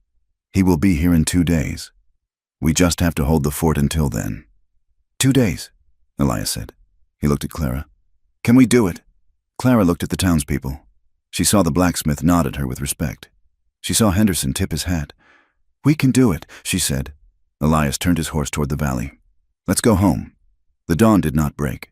It bled into the sky. A heavy, bruised purple light filtered through the low clouds, illuminating the Blackwood Valley in shades of gray and steel. The frost lay thick on the sagebrush, brittle and sharp, snapping under the hooves of the horses as Elias, Clara, and their small, ragged band of allies crested the final ridge. The wind had died down, leaving a silence that was heavier than the gale. It was the silence of a held breath. The land itself seemed to be waiting for the hammer to fall. Below them, the homestead looked like a stranger's face. The corral Elias had built with his own hands was full of cattle branded with the Kincaid K. Smoke curled lazily from the chimney of the cabin where Elias and Clara had first slept in the same bed, separated by fear and a quilt. Men were moving in the yard, men in long dusters, cradling rifles, drinking coffee from tin cups as if they owned the sunrise. Elias sat on the bay mare, his hand resting on the stock of his Winchester. Beside him, Thaddeus Holt wiped his spectacles with a trembling handkerchief. The lawyer looked frail, his coat too large for his consumptive frame, but his jaw was set. Henderson, the storekeeper, gripped the reins of his mule so tight his knuckles were white. Smith, the blacksmith, checked the loads in his double-barreled shotgun with a grim, metallic click. And Clara, she sat tall in the saddle, wearing Elias's spare coat. Her face was pale, scrubbed clean of the trail dust, but her eyes were dry. She was looking at the cabin not with nostalgia, but with the cold calculation of a general surveying a battlefield. She had spent years being a victim. Today, she was a combatant. "They know we are coming," Elias said softly. Holt nodded, coughing into his sleeve. "Kincaid is arrogant, but he is not blind. He will have sentries." "We go in slow," Elias commanded. "No guns drawn until I say. We have the law. Let us try to use it before the lead starts flying." They nudged their mounts forward, descending the slope. The hooves crunched in the frozen mud. As they reached the valley floor, the activity in the yard stopped. The men in dusters turned, their hands drifting to their hips. The door of the cabin opened, and Sheriff Grady stepped out, followed by Cyrus Kincaid. Kincaid was wearing a heavy fur coat. He held a cigar in one hand and a coffee cup in the other. He watched their approach with a look of mild amusement, as if they were a traveling circus come to entertain him. Elias halted the mare 20 yards from the porch. The distance was close enough to speak, but far enough to miss with a pistol if one's hand was shaking. "Morning," Elias called out.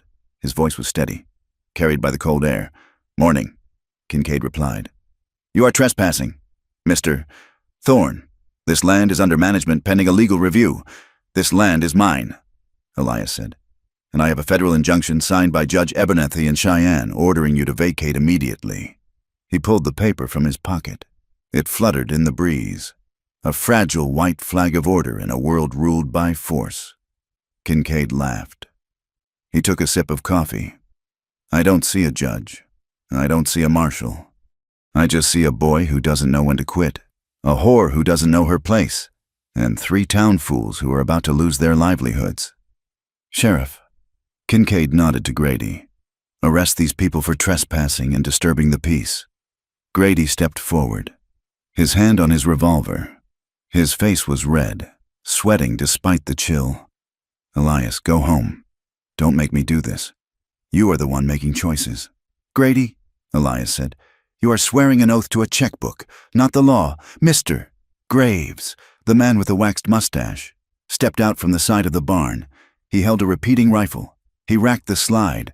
"Enough talk." Graves said, "Drop the guns." The tension stretched tight as a piano wire.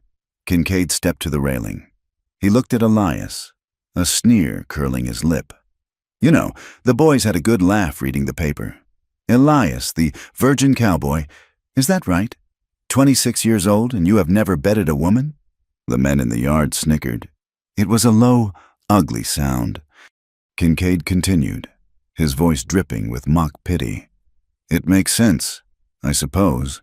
A man who cannot hold his land likely cannot hold a woman either. Tell me, does she laugh at you? Does she compare you to the men in St. Louis? I hear she had quite the roster. A professional, they say, and you don't even know how to start the engine. Elias felt the heat rise in his neck, the old shame trying to claw its way up. He gripped the saddle horn. He wanted to scream. He wanted to kill, but then he looked at Clara. She was not looking down. She was looking at Kincaid. Elias took a deep breath. He let the shame wash over him and drain away into the frozen ground. I may not have experience. Mr. Kincaid, Elias said, his voice cutting through the snickers. But I know that a man who buys people is not a man at all. He is just a wallet with a mouth. Kincaid's smile vanished. Clara nudged her horse forward, moving past Elias. She stopped 10 feet from the porch. She looked small against the backdrop of the rough men, but she sat like a queen. You call me a whore, Cyrus, she said. Her voice was not loud, but it silenced the yard.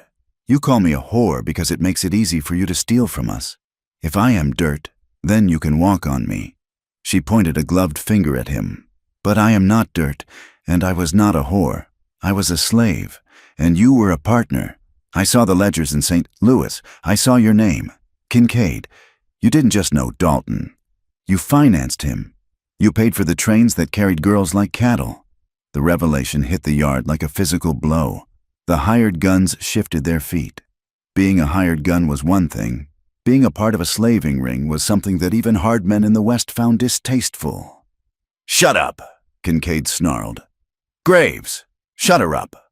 Graves raised the rifle. No, Elias shouted. He spurred the mare, driving her between Clara and the gun. Graves fired. The crack of the rifle shattered the morning. The bullet whistled past Elias's ear and struck the saddlebag of Henderson's mule. The mule panic-kicked, throwing Henderson into the mud. Chaos erupted. Smith, the blacksmith, did not hesitate. He raised his shotgun and fired both barrels at the barn. The buckshot tore into the wood, sending splinters flying and forcing Graves to dive for cover. Get down, Elias roared, grabbing Clara's reins and pulling her horse behind the water trough. The yard dissolved into a cacophony of shouting and gunfire. Kincaid's men fired from behind the wagons. Elias's group scrambled for cover behind the stone well and the heavy oak trough. Elias pulled his Winchester. He wasn't thinking about fear anymore. He was thinking about angles. He was thinking about survival.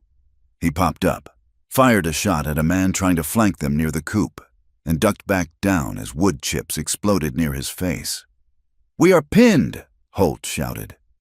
He was crouching behind the trough, clutching a pistol he clearly didn't know how to use.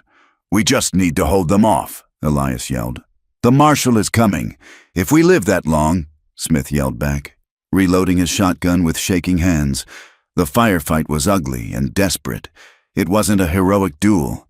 It was loud, confusing, and terrifying. Bullets slapped into the mud. Horses screamed. From the porch, Kincaid was shouting orders.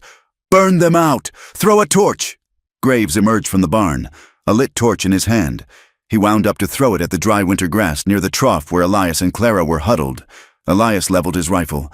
He took a breath. He aimed not for the man, but for the arm. He fired. Graves screamed. Dropping the torch, he clutched his shoulder, falling back into the snow. But the torch had fallen in a patch of oil-soaked straw near the barn door. The fire caught instantly. The barn, dry as tinder, began to smoke. Stop! Elias shouted. The animals! But the fire didn't care. It raced up the wall, fed by the wind. In the confusion, Thaddeus Holt stood up. He didn't have a gun in his hand. He had the injunction. He waved it in the air, a drunken, foolish, brave scarecrow of a man. Stop! Holt screamed, his voice cracking. This is a crime scene. You are all accessories to a federal felony. Put down your weapons. A shot rang out from the cabin window. Holt spun around. A red bloom appeared on his white shirt, just below the collar. He looked surprised.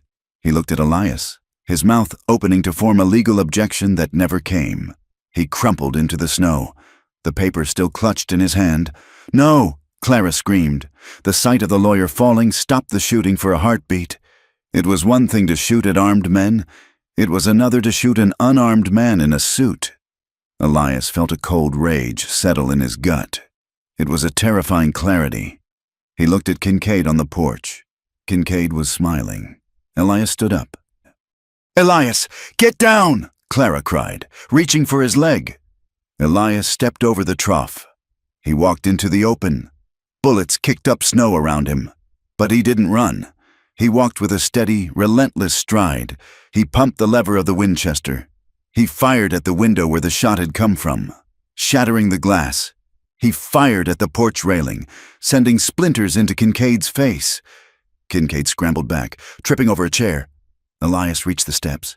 He dropped the rifle and drew his knife, the heavy Bowie knife he used for dressing elk. Grady, the sheriff, stepped in front of him. "Gun drawn! Elias, stop!" Grady warned. "Get out of my way!" "Grady," Elias said. His voice was like grinding stones. "Or I will cut you down." Grady looked at Elias's eyes. He saw death there. He saw a man who had been pushed past the point of return. Grady lowered his gun. He stepped aside. Elias walked up the steps. Kincaid was scrambling backward, trying to pull a derringer from his coat pocket. Elias kicked the gun from his hand. He grabbed Kincaid by the lapels of his expensive fur coat and slammed him against the cabin wall. "You killed him," Elias hissed. "It was an accident," Kincaid stammered, his arrogance gone, replaced by the pathetic terror of a bully who has lost his advantage. "I will pay. I will give you $5,000. Elias pressed the knife against Kincaid's throat. A thin line of blood appeared. "You can't buy this," Elias said. "Kill him." Clara's voice rang out. Elias froze. He looked back. Clara was standing in the yard, tears streaming down her face, looking at Holt's body. "Kill him! Elias! He deserves it!" Elias looked at Kincaid. He felt the pulse hammering in the man's throat. It would be so easy. One motion. It would be justice. But then he looked at his own hand. It was shaking. If he did this, he would be a killer. He would be the thing he hated. He would be a man who used violence to solve the world. He took a breath. He pulled the knife back. "No," Elias said. He spun Kincaid around and slammed his face into the logs of the cabin wall. Kincaid slumped to the deck, moaning. Elias turned to look at the yard. "I am not you," Elias said to the silent men. And then, a sound cut through the wind. A train whistle, long, mournful, and close. And the sound of many horses thundering down the valley road. Riders appeared on the ridge, not hired guns, men in blue uniforms, federal marshals. They rode into the yard, guns drawn, horses wheeling. The lead marshal, a man with a mustache that rivaled Graves, looked at the burning barn, the body in the snow, and the man with the knife on the porch. "Drop the weapons," the marshal shouted. "Everyone, now!" The hired guns dropped their rifles. The fight was over. The aftermath was a blur of noise and smoke. Marshals handcuffed Kincaid. They dragged Graves from the snow. They took statements. Elias sat on the edge of the water trough, his head in his hands. He was shaking now, the adrenaline crash hitting him like a physical illness. They were carrying Holt's body to the wagon. Clara sat beside Elias. She didn't speak. She just rested her head on his shoulder. She was shaking too. "We won," Elias whispered. Clara looked at the smoldering remains of the barn. She looked at the blood in the snow where Holt had died. "Did we?" she asked. The marshal walked over to them. He took off his hat. "Mr. Thorne, Mrs. Thorne, I have Kincaid in custody. We found the contract in his saddlebags, and with Mr. Holt's affidavit, we have enough to hang him, or at least put him away for 20 years. "Thank you," Elias said dull. The marshal looked at the body in the wagon. "I am sorry about your friend. He was a brave man. He was a lawyer." Elias said he believed in the paper. The marshal nodded. He put his hat back on. "We will leave a deputy here to ensure no one bothers you. The trial will be in Cheyenne next month. You will need to testify. We will be there." Clara said, The posse rode out, taking the prisoners. The silence returned to the valley. But it wasn't the empty silence of before. It was a heavy, grieving silence. They buried Thaddeus Holt on the hill overlooking the creek, under a cottonwood tree. Henderson said a few words. Smith made a cross from iron. By the time they returned to the cabin, it was night. The house was a mess. Kincaid had lived there for 3 days. There were cigar butts on the floor, mud on the rug, empty whiskey bottles. "It smells like him," Clara said, standing in the doorway. Elias walked to the window and opened it wide, letting the freezing night air rush in. He picked up a bottle and threw it out the door. He stripped the sheets from the bed and threw them into the corner. "We will wash it," he said. "We will scrub it until it is ours again." They worked for an hour in silence, sweeping, scrubbing, reclaiming their space. When they were done, they were exhausted. Elias built up the fire. He barred the door. He turned to look at Clara. She was standing by the stove, wearing her gray dress, her hair loose. She looked older than she had that morning. "Are you all right?" he asked. "No," she said. "I am angry, and I am sad, and I am tired." She walked over to him. She placed her hands on his chest. "But I am here," she said. Elias covered her hands with his own. "You saved me today, Clara. When I had the knife, if you hadn't yelled, I might have done it. I yelled for you to kill him," Clara whispered. "I know," Elias said, "but hearing it woke me up. It made me realize I didn't want that blood on us." He pulled her closer. They stood there for a long time, holding each other as the wind rattled the shutters. The danger was gone, but the adrenaline was still humming in their blood. A strange mix of fear and survival instinct that demanded connection. "Elias," Clara whispered. "Yes, I don't want to sleep. I don't want to close my eyes. I see Holt falling." "Look at me," Elias said. She looked up. His eyes were dark, intense. "I am not going to ask you tonight," Clara said softly. "I am telling you." "Telling me what?" "Take me to bed. Elias, make me forget the snow. Make me forget the gunshots." Elias didn't hesitate. He scooped her up in his arms. He carried her to the mattress, which they had covered with clean blankets from the chest. He laid her down. He undressed her slowly, his hands trembling not from fear, but from reverence. He kissed the scars on her shoulder. He kissed the pulse in her neck. When they came together, it was not the tentative, clumsy fumbling of the winter. It was urgent. It was desperate. It was two people trying to merge into one creature that could not be hurt by bullets or fire. Clara guided him, her hands on his hips, her voice a low murmur of instruction and encouragement. Yes, she breathed. Like that. Don't stop.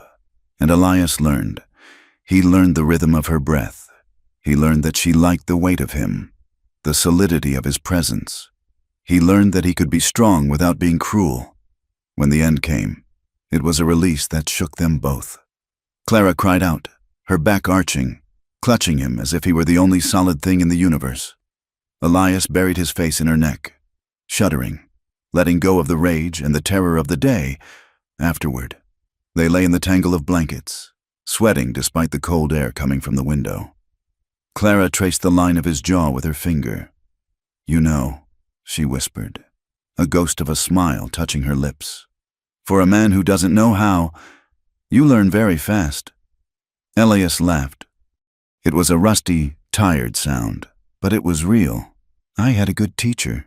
Spring came late, but it came. The snow melted into the creek, swelling the waters until they rushed brown and loud. Green shoots of grass pushed up through the black scorch marks where the barn had been. Rebuilding was slow. Elias and Clara worked side by side. They cut timber for a new barn. They repaired the fence. They planted a garden. The town of Blackwood was different now. The prejudice didn't vanish overnight. The church lady still whispered when Clara walked by. But the men touched their hats to Elias. They had seen him walk into gunfire. They respected grit, even if they didn't understand his marriage. Henderson gave them credit at the store without asking. Smith came out on Sundays to help frame the barn. They received a letter from Cheyenne. Kincaid had been sentenced to 20 years in the federal penitentiary. Dalton, the man in St. Louis, was under investigation. It was over. And yet, it wasn't. One evening in May, Elias and Clara sat on the porch. The sun was setting, painting the sky in soft pinks and golds. The air smelled of wet earth and sage. Elias was whittling a piece of cedar. Clara was mending a shirt. Elias? He looked up. Yeah, do you think he has friends? Clara asked. Kincaid, do you think they will come for us? Elias stopped whittling. He looked out at the horizon. The West was big. It was full of men who held grudges and men who could be bought.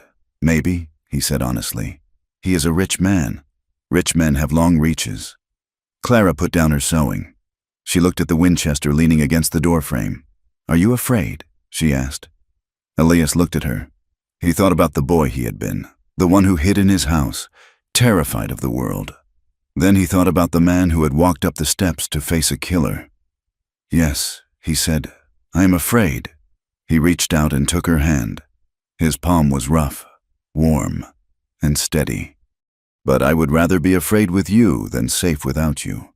Clara squeezed his hand. She looked at the darkening hills. The coyotes were starting to call, a wild, lonely sound. Me too, she said. The West remained wild. It did not promise safety. It did not promise fairness. It only promised that if you were strong enough, and lucky enough, you could carve out a place to stand. Elias and Clara sat on their porch, watching the stars come out one by one over the endless prairie. They were ready. They had claimed something wilder than the land. They had claimed each other. Thank you so much for listening to this story. It has been a journey through the dust, the snow, and the quiet resilience of the human heart. I would love to know where you are listening from.